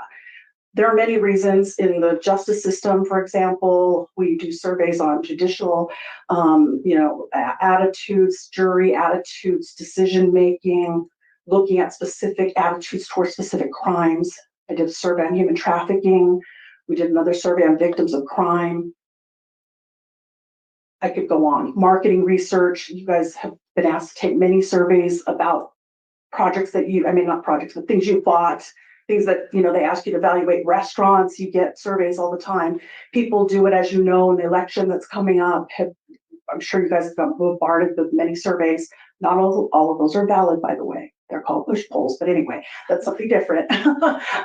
But there are lots of surveys that reasons people do surveys, primarily to make decisions and to form policy, to reform policy, to make changes within their organization. And in this case, to assess community attitudes, bias, and the potential impact of pretrial publicity. Sounds like it's to gain information, and that's in order to make a decision. Yes, decision making, and especially within their organizations, and then related to policy. We do a lot of policy change as well. We've actually presented reports to the legislature for whoever our clients are. Like, for example, the seatbelt survey that we did. We were trying to do a survey of Nevada residents to see if they should have a primary seatbelt law in Nevada. I was involved in what we call Assembly Bill 122 in Nevada, where they were looking at the assisted living communities within the entire state of Nevada to see if there should be change in those areas. So those are some examples. And primarily, I guess a good example would be the behavioral health, BRFSS again, by the CDC. The biggest thing that we use that survey for is to look at population health and health outcomes. So we ask questions like behavioral risk that's related to how many fruits and vegetables do you eat in a day? How often do you exercise? We ask about drug practices, substance abuse, sexual practices, whether or not they've ever been told that they've had diabetes or a heart condition or asthma. So those are examples. So we look at the indicators that could predict or have outcomes on the population health. So outcomes, basically. I heard you mention community attitude surveys. Are you familiar with those? Yes, I mentioned a couple of the examples that we have done community attitudes on. And that's basically measuring attitudes of the community on a specific target population on specific measures of interest. Did you have an occasion to review the community attitude survey that Dr. Edelman conducted Yes, I did. relating to venue issues? Yes, I did. Excuse me. I forgot. I have these Okay, exhibit F and F1. It's just my declaration and my expert report that I've already provided to the court. okay. And I can see you just placed those face down. If you need to Yes. place them back face up, will you let me know? Yeah, I will. Sorry. What was can you repeat the question? That's okay. I'm wondering if you had an opportunity to review the survey work done and conducted by Dr. Bryan Edelman. Yes, I have. Okay. And do you have an opinion about whether that survey was conducted in a valid way? Yes, I do. What is your, In my opinion, it was a valid survey. what do you base that opinion on? So there are standards and professional code of ethics that I mentioned earlier, suggested by APOR, again, AAPOR, American Association of Public Opinion Research, and the American Society of Trial Consulting, ASTC. And specifically, ASTC has a section on venue change surveys. And there are many things that can go into a survey to determine its validity and reliability. I guess I should talk about that before I go into that. When you're talking about scientific reliability, by the way, it's very different than evidentiary reliability.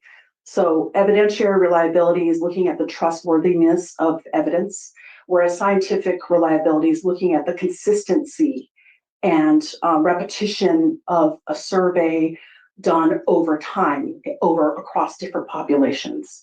And validity is more looking at trustworthiness or accuracy. So if we talk about reliability as consistency and stability of results, and validity as accuracy, that's how I'm going to talk about those things. And with respect specifically to this survey, there are many types of validity and many types of reliability, but I'm not going to go into all of them here. I think specifically for this survey, what's important is content validity, construct validity, measurement reliability, and response reliability, specifically with this survey, and looking at coverage error and what we would call external validity.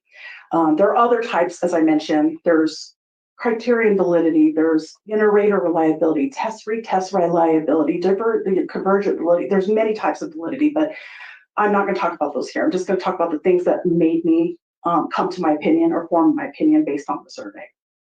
According to the ASTC standards, when you're doing a change of venue or community attitude survey to look at whether or not a change of venue should be conducted, or a change of venue might be considered, you want to look at 6 things. You have screener questions, you have case recognition questions, you have questions related to the source or the media where the information comes from, you have demographic information, and then case knowledge questions. I think I got them all.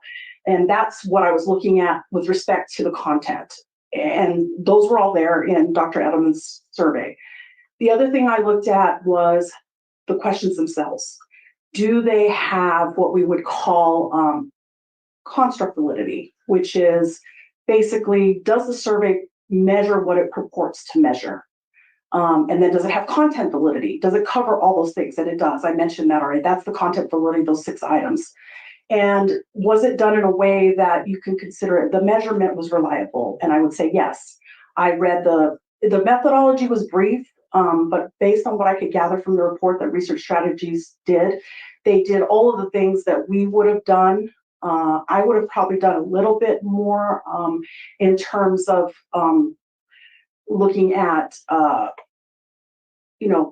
some of the disposition codes were just a little bit hard to determine, but that's not that important for this. What I would say is that They did everything we do in our lab. We are very strict, I would say strict when it comes to our methodology for our surveys because we follow APOR, which is the strictest standards that you could follow for calling on a telephone survey, or what we call an RDD survey, random digit dialing. And primarily that's because we have to do the CDC survey, and the CDC survey follows APOR guidelines. And so for all of our projects, whether it's BRFSS, whether it's CDC or not, we follow the same protocol. So no matter what project we do, whether it be for NDOT or DETR or any of these other organizations that I mentioned, we would definitely follow the same protocol procedures. And that includes things like good questionnaire construction and design. That's the first thing.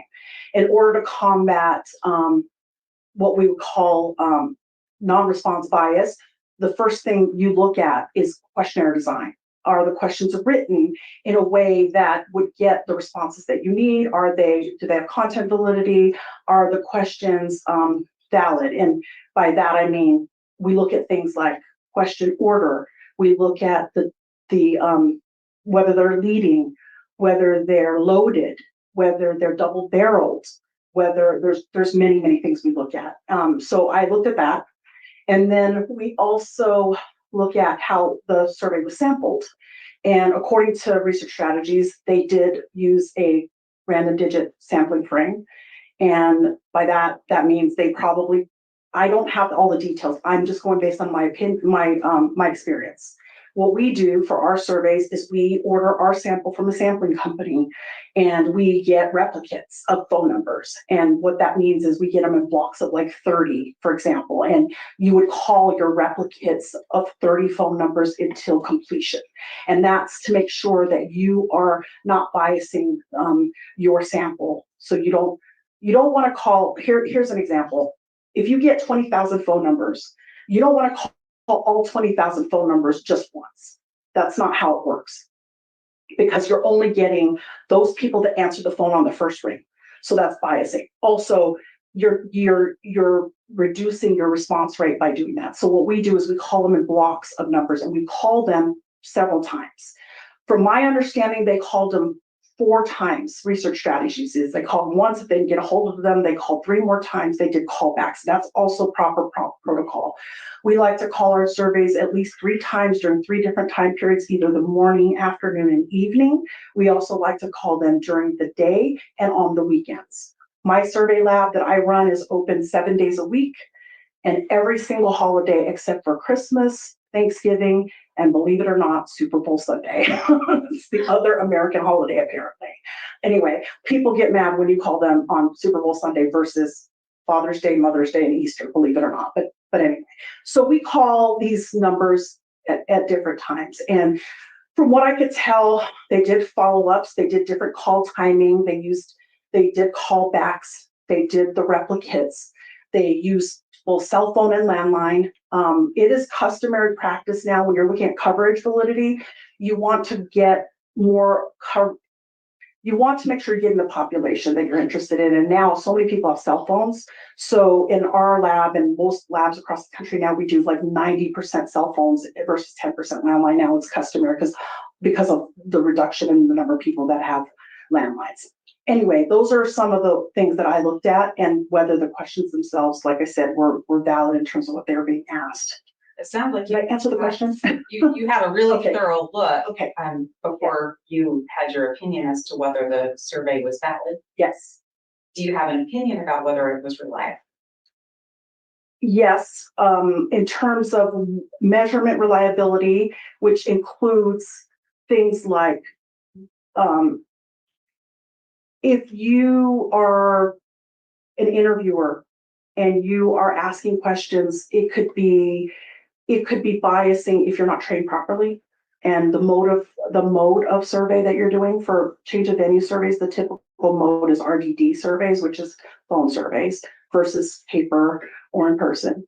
And so the interviewers must be trained and supervised. My understanding is that research strategy has been around for 20 plus years. So I'm assuming they're like our lab where they were trained properly and they have supervision where there's supervisors also supervising the interviewers. So that's another way to combat non-response bias, which includes refusal conversion training, which is, I think Dr. Edelman alluded to it earlier, things like soft refusals. If someone calls up and says, I'm making dinner, I'm too busy, I'm giving my kids a bath, I'm running to the store, whatever it is. We train the interviewers on how to handle those situations so that we don't get only the first person that answers the phone or only those people that are saying that they're busy. So that's all part of the training to make sure that we get at non-response. Right. I think that you have answered my questions really well, based on, just to sum it up, based on your look at the work done by Dr. Edelman with his survey. Your opinion is that it's a valid survey. Yes, basically it's what I would have done or what we would have done in our survey lab. Thank you. I don't have any other questions right now, but hang on and prosecutor. Okay, thank you. Thank you.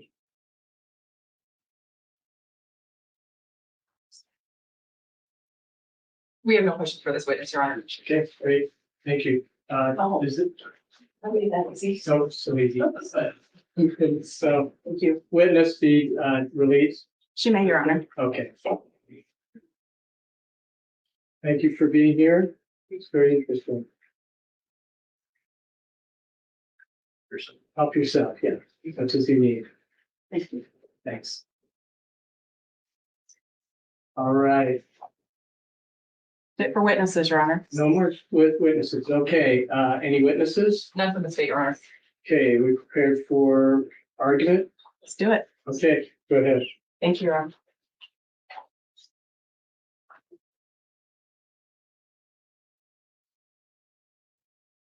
Your Honor, the decision to change venue rests on what you've heard today and the court's determination that there's a reasonable likelihood that all of the media coverage has impacted the impartiality of a Latah County jury. That comes from Paul and Shepard.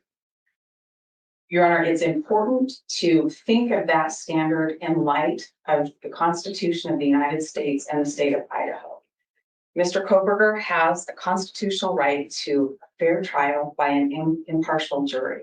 And to guarantee that, this court must change venue.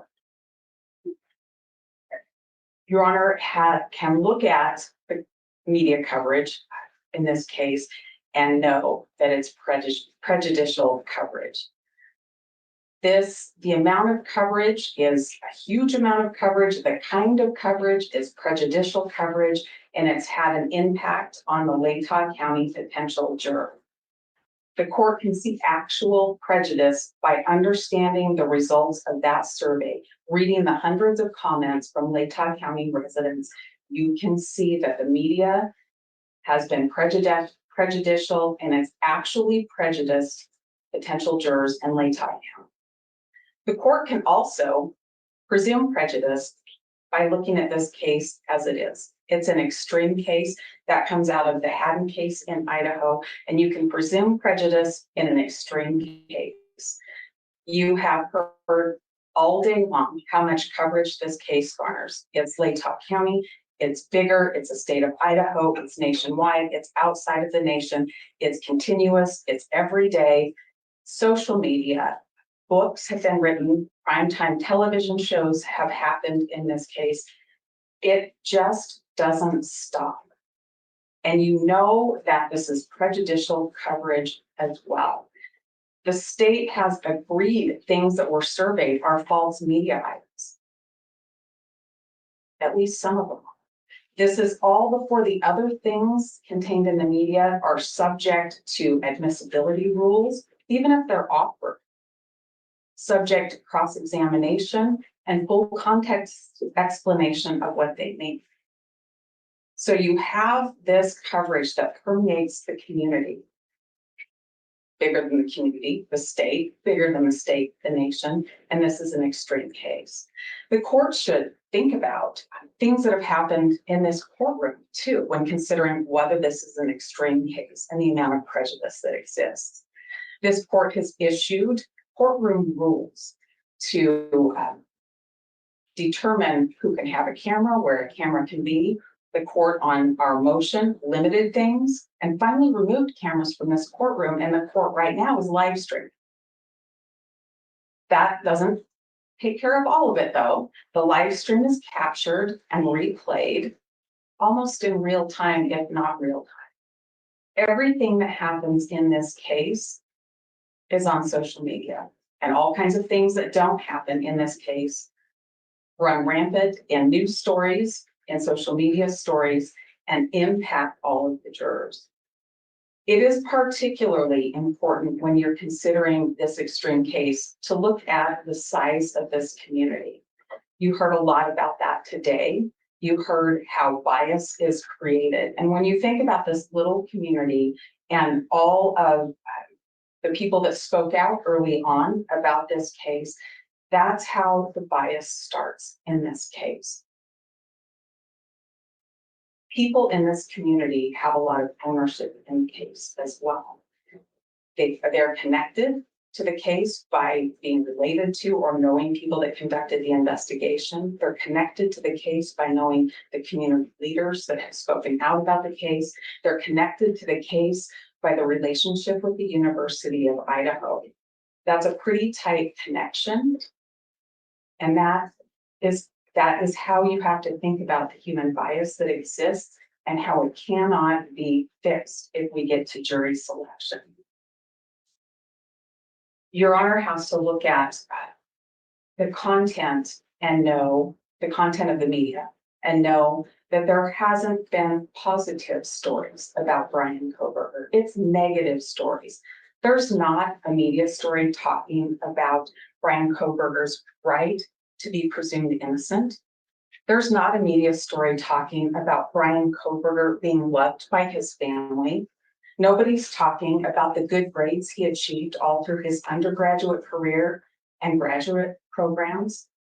Nobody's talking about the dog that he loves and helped train. It's all negative. It's false. It's misleading.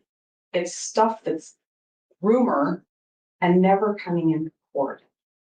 There are things about his character that are just untrue that are out there. When you have this much information surrounding a case, it's an extreme case and it's all over the place. I don't want the court to think all this social media happens and it's not centered in Latah County and think that's okay, because it's just not. There's plenty that's centered in Latah County. I'm sure the court remembers where we started earlier today with the two pie charts that we were shown by Crusoe this morning. One talks about how big the coverage is in Latah County that projects into Latah County compared to how small of a piece of the pie of the whole population in Idaho that Latah County is. So that's a lot of coverage directed into Latah County, and that's the stuff. Those are the news stories, the nightly news that's coming into Latah County residents' TVs. That's their newspaper that they're going to get in the morning. But that's not all. Latah County has as much access to primetime news stories, as much access to Facebook groups, to different podcasts, to watch things on YouTube, to buy books containing misinformation. They have as much access to do that as anybody else. So you have to recognize how big the case is, how much coverage there is, and just how prejudicial the coverage is. We understand that learning from Dr. L. O'Leary this morning, when she talked about bias. So having that as a backdrop and thinking about the survey results that we just talked about, you can see that there is a huge correlation to the few media items that could be tested and prejudgment of guilt for Mr. Kohberger. And those are people in Latah County. You can see the case connections that are bigger than the other counties, and they just don't go away. You also should be aware that the coverage doesn't drop off. It's not going to stop. It may peak and it may dip a little bit. It comes right back up. You can expect that will continue. We have a pretty good schedule of hearings coming up for pretrial motions. The court issued a scheduling order a couple of months ago. And so you can expect that the interest in the case is going to pop back up every single time we have one of those hearings. And that's a lot of media coverage, and people in Latah County are going to see it and read it. And they're going to continue with their opinions. So what do we do? What do we do about it? It's tough. It's really tough in Idaho. There is a lot of case recognition and there's prejudgment in Idaho, but there's hope. When you look at the survey and you recognize that in other parts of this state, people don't recognize as many media items as they do in Latah County. That's good because that links right to prejudgment. So that's good. That's hope right there, that we can find a jury somewhere in this state to give Mr. Kohberger his right to a fair trial. It's also a much larger population, so the impact on people sitting on the jury would be much smaller. Imagine with me that we are here in June of 2025 and we're here and we've seated 16 or so people over here. You're going to recognize some of them. People that sit in the courtroom in our audience that want to come and listen to the trial are going to see them. Even if they don't listen to the trial, people are going to know whose car leaves their driveway every morning to get to the courthouse by 8:30 for 3 solid months. And those jurors that sit over there are going to feel an immense amount of pressure to answer the call of the community to be safe. You can read those comments about what people in this community think about Mr. Kohberger and what they think would happen if the jury found him innocent. It's hard to imagine that one of those jurors who all of a sudden said, you know what, I'm not sure, and listened to more evidence and said, I'm really not sure. I don't think he did it. Are they going to be brave enough to do that, to write not guilty, to say not guilty, and to stand their ground? That comes right to impartiality, that the court has to be sure that that's not going to happen. You can't be sure that there's a way to pick an impartial jury in this community. In Ada County, we don't have that. We don't have Canyon County, we also don't have that. Those are jurors that are not from this small, close-knit community. Those are jurors who aren't going to run into a police officer that investigated the case at the grocery store, or maybe somebody from the prosecutor's office at the jazz festival at the college. There are people who don't have those connections. The other difference that I think is really important to think about too is the location, the connection to the house where this happened. That has been a pretty big deal in the community and wider, but in the community about whether the house should remain standing through trial or should be torn down. And there's been an awful lot of publicity about that.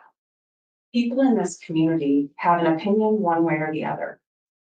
We aren't going to know what their opinion is, but they're going to bring that into the courtroom. People in Ada County do not have. And why Ada? Why not Canyon, or why not Bannock? I think that's something that we should talk about. The easiest one to talk about is Bannock. The numbers look a little better there in a lot of regards, but it's a smaller community as well. And so I think that there's a danger that if the court says, I'm going to change venue and we're going to Bannock County, I think there's a danger with that small community.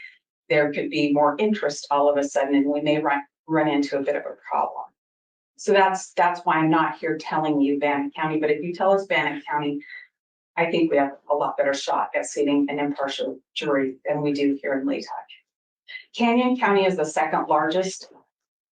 And Your Honor, honestly, if the court says, let's change venue, let's go to Canyon County or Bannock County, I think we have a better shot at getting an impartial jury. But we picked Ada County specifically because we're aware of the structure of that courthouse, the way it's set up. We're aware that there's at least some statewide precedent for moving these big cases to Ada County. And we're aware that it would be easier to get our jurors to and from that courthouse in a way that they wouldn't have to go through the media. They would be kept private and in secret and secure. It makes sense to focus on Ada County for a lot of those reasons. Your Honor, we're mindful that that's a lot of miles away from here. But at the end of the day, the interest that we have is to protect Bryan Kohberger's constitutional rights. His right to a fair trial is as important as our right to free speech, our right to bear arms, our right to be free from unreasonable searches and seizures. And the right to a fair trial cannot happen in Latah County. There is way too much media coverage. It is biased media coverage. It has impacted the potential juror, and it causes bias in the potential juror. This is a tiny little community, and this case needs to move where there's a chance to get jurors that haven't prejudged guilt of Mr. Kohberger and will have the ability to be anonymous and not known by everybody else in the community. The pressure to convict here is great, and it won't be in Ada County. The venue needs to be changed. Thank you, Ms. Taylor. Ms. Beatty? Thank you, Your Honor.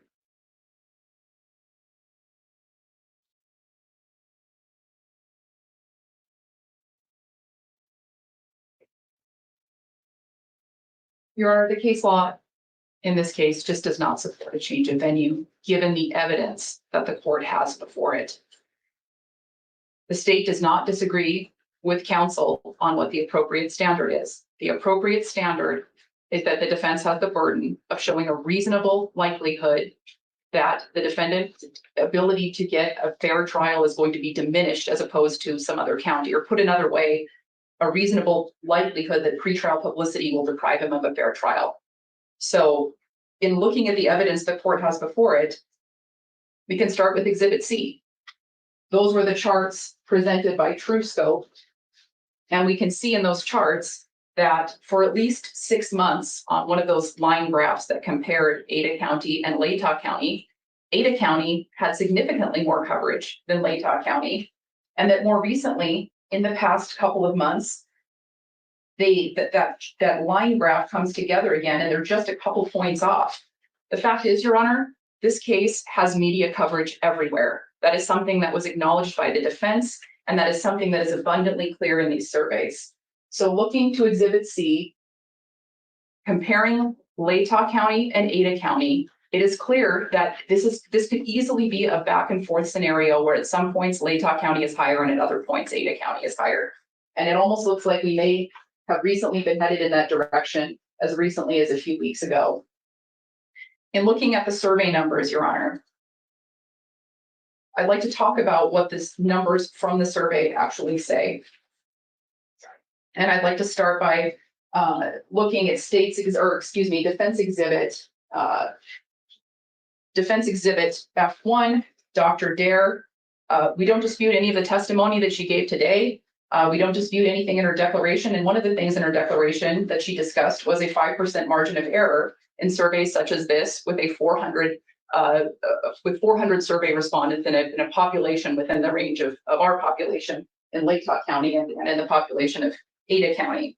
So if we're talking about a 5% margin of error, according to the defendant's own expert, and we're looking at case exposure in Latah County of 98% and Ada County of 93%, those communities are within the margin of error.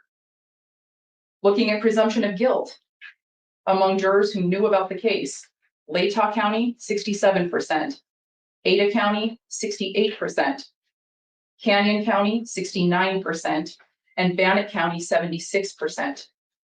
Latah County, Ada County, and Canyon County are at best within the margin of error. And if these results are to be taken literally, Latah County has the lowest number of jurors who knew about the case who are going to presume Mr. Kohberger guilty.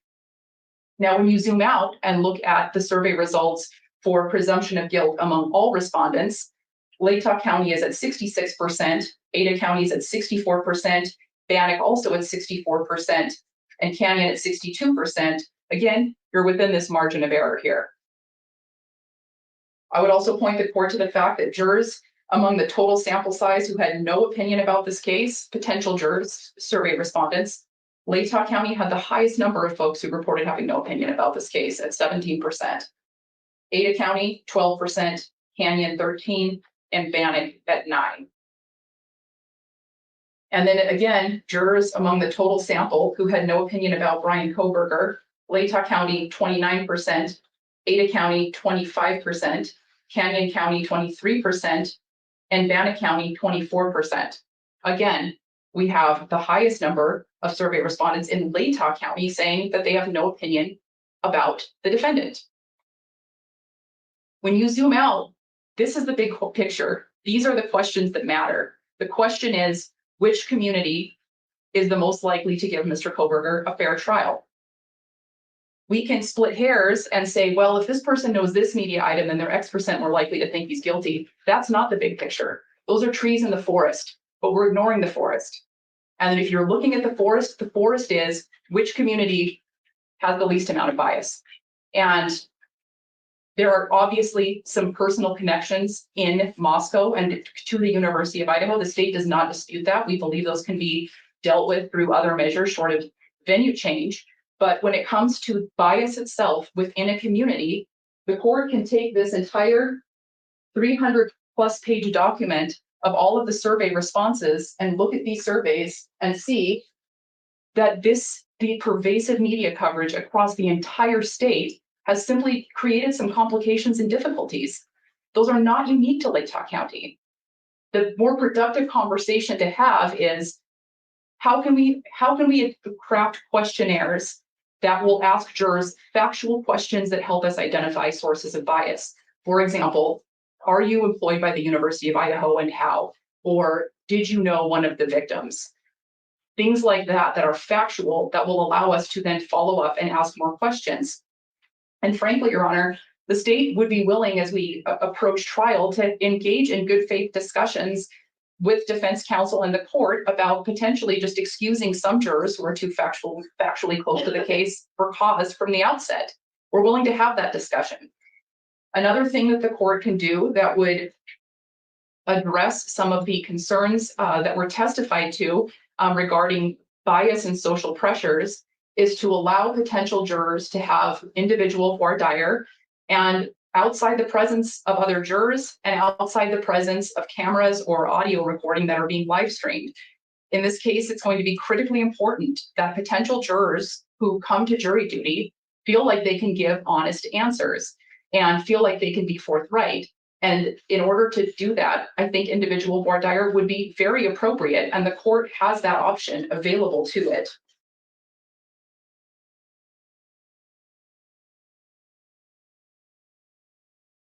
I think another possibility that the court should consider, particularly after looking at Exhibit C and those line graphs where we're talking about peaks in media coverage, is sealing some potential hearings coming up. And the defense may not want to seal certain hearings for good reason. We're not asking the court at this point to seal all hearings going forward, but the state believes that there may be certain evidentiary hearings. For example, if the state files 404B notices or motions in limine related to the evidence, some of that information might be extremely prejudicial, and the state would agree to seal hearings where prejudicial information is going to come out in that hearing. And that too is a tool that the court has before it to alleviate some of those peaks in media coverage, because of course, part of the court's consideration is going to be the intensity of media coverage over the life of the case.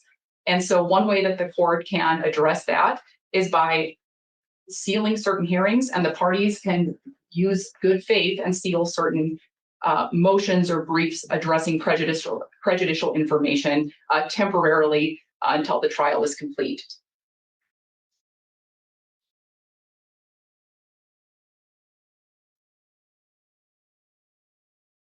When we're talking about bias and individuals who come to court for jury selection, I think it's important to remember that we have to deal with what the law says. And what the law says is that voir dire and jury selection is the appropriate process for ferreting out bias. We don't get to hand wave the jury instructions that are based in case law and that are handed to us by the Idaho Supreme Court. We don't get to hand wave those and refer to them as indoctrination and act like all potential jurors are going to come to court and lie, that they can't be trusted. Now, certainly there are some human biases, but a good voir dire is the tool to address those. And we don't get to just burn the system down. That's not what we're here to do. We have to use the voir dire process. I would also point out that when we're looking at, well, actually, Your Honor, let's talk about some numbers. Let's assume, we've heard a lot about the Daybell case. Let's assume that this court decides to summon 1,800 jurors. Let's assume that this court decides to seat a jury of 12 with 6 alternates, given that it's going to be a very long trial. If this court were to summons a jury of 1,800 jurors, which was the amount that was summoned in Ada County in Daybell, this court could just as easily summons 1,800 jurors in Latah County with a prospective jury pool of 32,000, as a court could summons 1,800 people in Ada County. It doesn't matter that Ada County's population is 16 times higher than the population in Latah County, because in Ada County, the court, if the court moves this trial to Ada County, is not going to say, well, we're in Ada County, I guess I'll summons in 20,000 jurors. That's not how it works. This court could just as easily summons in 1,800 jurors in either location. And if this court were to summons 1,800 jurors, only 1 in 100 would have to qualify to sit on a jury in order for this court to proceed to trial. So if you look at that 1,800 number and you look at some of the survey numbers, let's look at total prejudgment.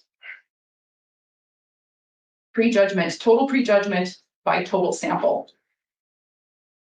17% of Latah County jurors had no opinion on total prejudgment. That sounds low, but when you look at it out of a jury pool of 1,800, that's over 300 people walking into this courthouse with no opinion about the case.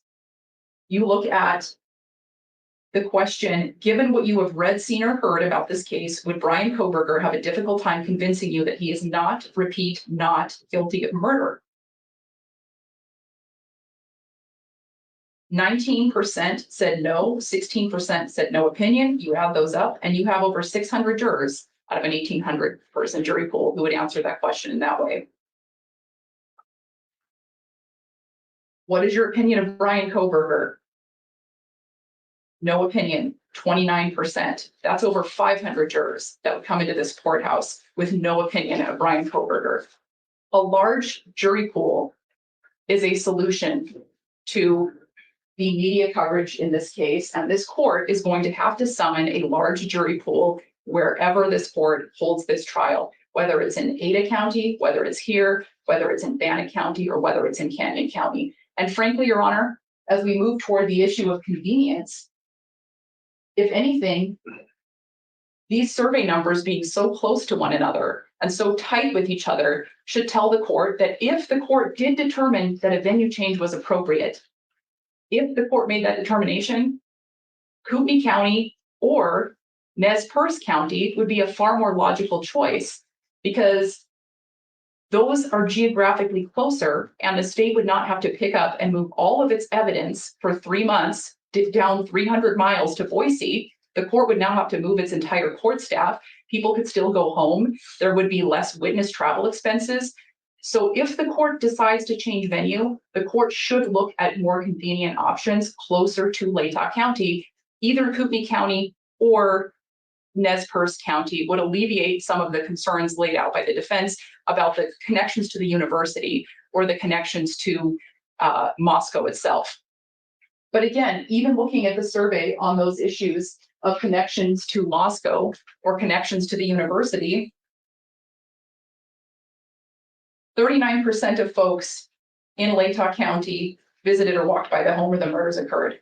60%, nearly 60% didn't.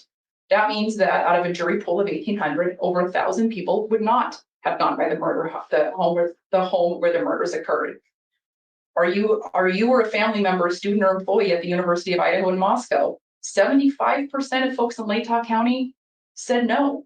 That's 1,300 out of 1,800.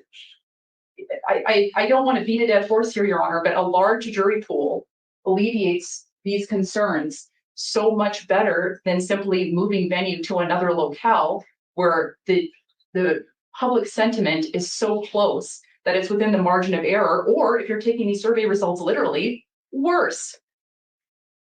That makes no sense, Your Honor. The other option that the court has available to it would be to bring in a jury pool from Nez Perce. Again, the state does not believe that a venue change is warranted given the evidence that the court has before it. But if the court were persuaded that a Latah County jury could not successfully be sat in this case, the court could bring in jurors from Nez Perce County. Lewiston is approximately 30 minutes away. It would certainly be a longer drive for them, but the court could deal with that in scheduling and make those accommodations. It has many months to prepare to do that. Moving to the convenience issue, I think it's important to note that Latah County is not a tiny little community. Latah County might be close-knit, but it is not a tiny little community. Latah County is one of the top 25% of most populated counties in the state of Idaho. It's 11th out of 44 counties in Idaho. There are 32,000, according to Dr. Edelman, jury-eligible citizens in Latah County. It is not so tiny that we could not summons in a jury of 1,800, a jury pool of 1,800 folks. Since the convenience argument focuses primarily on Ada County, that's what I'm going to address today. So starting with the size of courthouse and the ability to house parties and court staff, it's already built into the Latah County courthouse for the court to have a place to go, for the court's employees to have a place to go, for court staff, for the court staff attorney. All of that is built into the Latah County courthouse. Unlike moving to Ada County, where the courthouse would have to accommodate the court and all the court staff. Similarly, the prosecutor's office and their staff already built into the Latah County courthouse. No separate accommodations would be needed. The defense will have to have accommodations wherever they go, and certainly they are entitled to privacy and accommodations that will allow them to prepare for this extensive trial. They absolutely should have that. But they are going to have to find those accommodations regardless of where this trial is located, unless it does get moved to Kootenai County. And so keeping this trial in Latah County would be a lesser burden on the Latah County courthouse, in the sense that they would simply have to find accommodations for the defense team rather than finding accommodations for everyone. As to juror space and security, as well as the argument of overall security, it is true that the Ada County courthouse has a precedent of handling large trials. And it is true that Ada County does a very good job with that. But the reason Ada County does a very good job with handling these high-profile cases with security, with court staff, with organization, with getting jurors in and out in an organized fashion, the reason Ada County does a good job with that isn't because Ada County has a physically bigger courthouse. It's because Ada County has diligent, competent, and professional staff. And I have every reason to believe that with the 9 months we have until trial, that this court staff here and security could also have the time to prepare and make operation plans and all of the things that go into having a trial of this magnitude. I have no doubt that they could accomplish that with careful planning and preparation over the many months between now and trial. It is also my understanding that there is a means to bring jurors securely into this courthouse outside of the public view. Moving on to the cost of travel expenses, counsel referenced the cost of transportation to and from the airport and correctly noted that the Spokane airport is considerably further from the Latah County courthouse than the Boise airport is from the Ada County courthouse. That's absolutely correct. However, the Lewiston airport is a shorter drive, again, about 30 minutes, and does connect to some major airport hubs. That would be another option. But even taking into account that there may be some additional rental car expense for the few out-of-state witnesses that we're going to have, that would be negated and then some by transporting all of the local witnesses from Latah County down 300 miles to Boise, by paying for accommodations in Boise for the court and court staff, the prosecutor's office and prosecutor's office staff, and the many local witnesses that will be testifying in this trial. There's also a logistical issue of transporting evidence for a 3-month trial, the chain of custody issues, the evidence tech from the Moscow Police Department, and it's my understanding there's only one, taking him out of his role up in Moscow here for 3 months and having him in Boise, trying to manage this evidence in a location that we would also have to arrange for, and dealing with the chain of custody issues, transporting the evidence back and forth. I think the court can also consider, since this is a pretty broad standard on the convenience side of things, the effect of prosecutors and law enforcement being away from the community for up to 3 months. And I think the court should also consider the nature of Latah County itself. The infrastructure of Latah County, and specifically Moscow, which has a university of nearly 12,000 students, is that this community is tailor-made to expand and contract with the rhythm of the school year. So this isn't going to be a situation where there aren't enough hotels or aren't enough restaurants. This town, as well as neighboring Pullman, which provides additional accommodations, is designed to handle large influxes of people. That should not be any concern for the court at all. Again, we are not talking about a tiny community here. We are talking about a mid-sized town that's on the, frankly, a larger side, on the larger side for counties within this state, that can amply accommodate a jury trial of this magnitude, particularly in the summer months where you don't have these major academic events. Finally, since we are talking about the interests of justice in the convenience prong of the rule, it is completely appropriate for the court to also consider the fact that most of the victims' families, not all of them, but most of them, live closer to Latah County than they do to Boise. That means that for them, traveling to this trial, which they will have a constitutional right to attend, and again, we're only asking the court to consider this in the convenience prong, will be much easier for them and more convenient for them than it would be for them to have to travel hundreds of miles to Boise. I think the court can and should consider that factor as well. Your Honor, at the end of the day, these surveys have given the court a factual basis to deny this motion to change venue, and we hope that's what the court decides to do. Thank you. Thank you, Ms. Beatty. Ms. Taylor? Thank you, Judge. Governor, as I sat and listened to Ms. Beatty talking about all of the prejudicial coverage and how there's a problem in other counties as well as Latah County, it really struck me that everybody knows how prejudicial this media coverage is. Everybody knows that. And that's really the question the court has to answer today. Has there been prejudicial media coverage that there's a reasonable likelihood that it impacts the impartiality of the jury, that it impacts Mr. Kohberger from getting a fair trial? Don't think about county's numbers. Don't think about Canyon County's numbers, and don't think about Bannock County's numbers. Think about Latah County's numbers.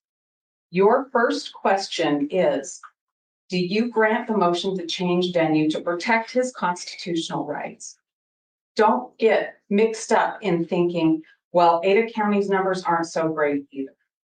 Maybe Canyon County's numbers aren't so great either. You have to make this decision based on what's going to happen in Latah County. You know, the jurors have been exposed to prejudicial media. You know that there's been an impact on you. You know that that's going to be really hard to ferret out in a jury selection moment. And if you know all that, you have to change venue. You can't just say, well, it's bad in Ada County too, so I won't change venue here. The question for the court is, in the county in which Mr. Kohberger is charged, can you seat a fair and impartial jury? And that answer is no, you cannot. The court then has to decide, what do we do? But answer the first question first. Answer the first question first. And don't be tempted to say, well, maybe we could go to Kootenai County, maybe we could go to Nez Perce County.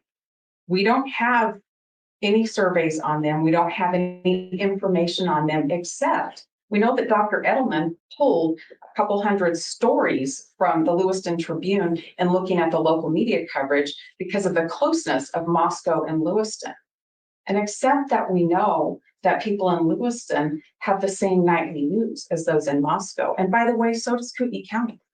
KXLY that broadcasts all the stories on their nightly news, that happens at my house, it happens at Mr. Thompson's house, and it happens to somebody who's from Lewiston too. That's the same news. The difference is the newspapers, and the difference is the community connection and what that means in this case.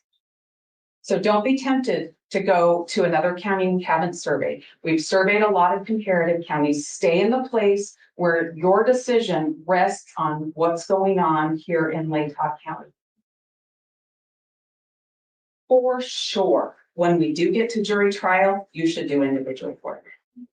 For sure, we should do a jury questionnaire and we should talk amongst all of us and try to figure out if we can excuse some jurors before they're ever brought in. They should never be on camera. We should try to keep them as anonymous as we can. Those are all things that we absolutely must do. I agree with that. To be the very most protective, you have to answer the first question. And that question is, we have to get this case out of Latah County. That's an important decision, and it's important to make now. We're 9 months from trial, and we need to have the venue issue settled. We need to be able to have our subpoenas out. We need to have our experts plan. We need to have time set aside. I've got my time set aside, but we need to have our experts be able to get tickets and reservations for hotels. Don't answer all the questions at once, Your Honor. Answer the first one first. And then think about where it's most reasonable to have the trial. Think about the differences in the communities. But answer the first question first. We can't have this trial here. There is no way Mr. Kohberger can get a fair and impartial jury.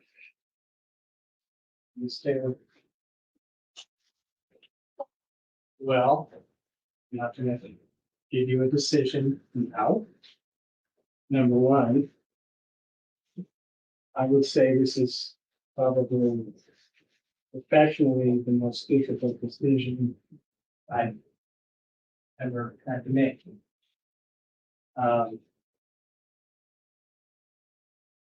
Both sides, okay, have made really solid positions and supported that. I know there are a lot of considerations.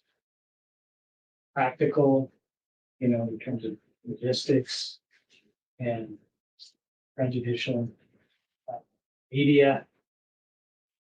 So I have some work to do. I'm gonna go through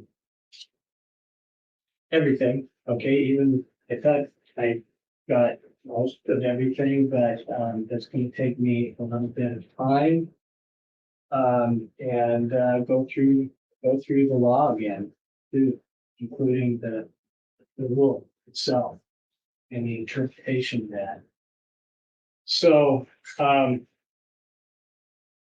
do my best. It's a challenge. So that's probably all I should say at this point. But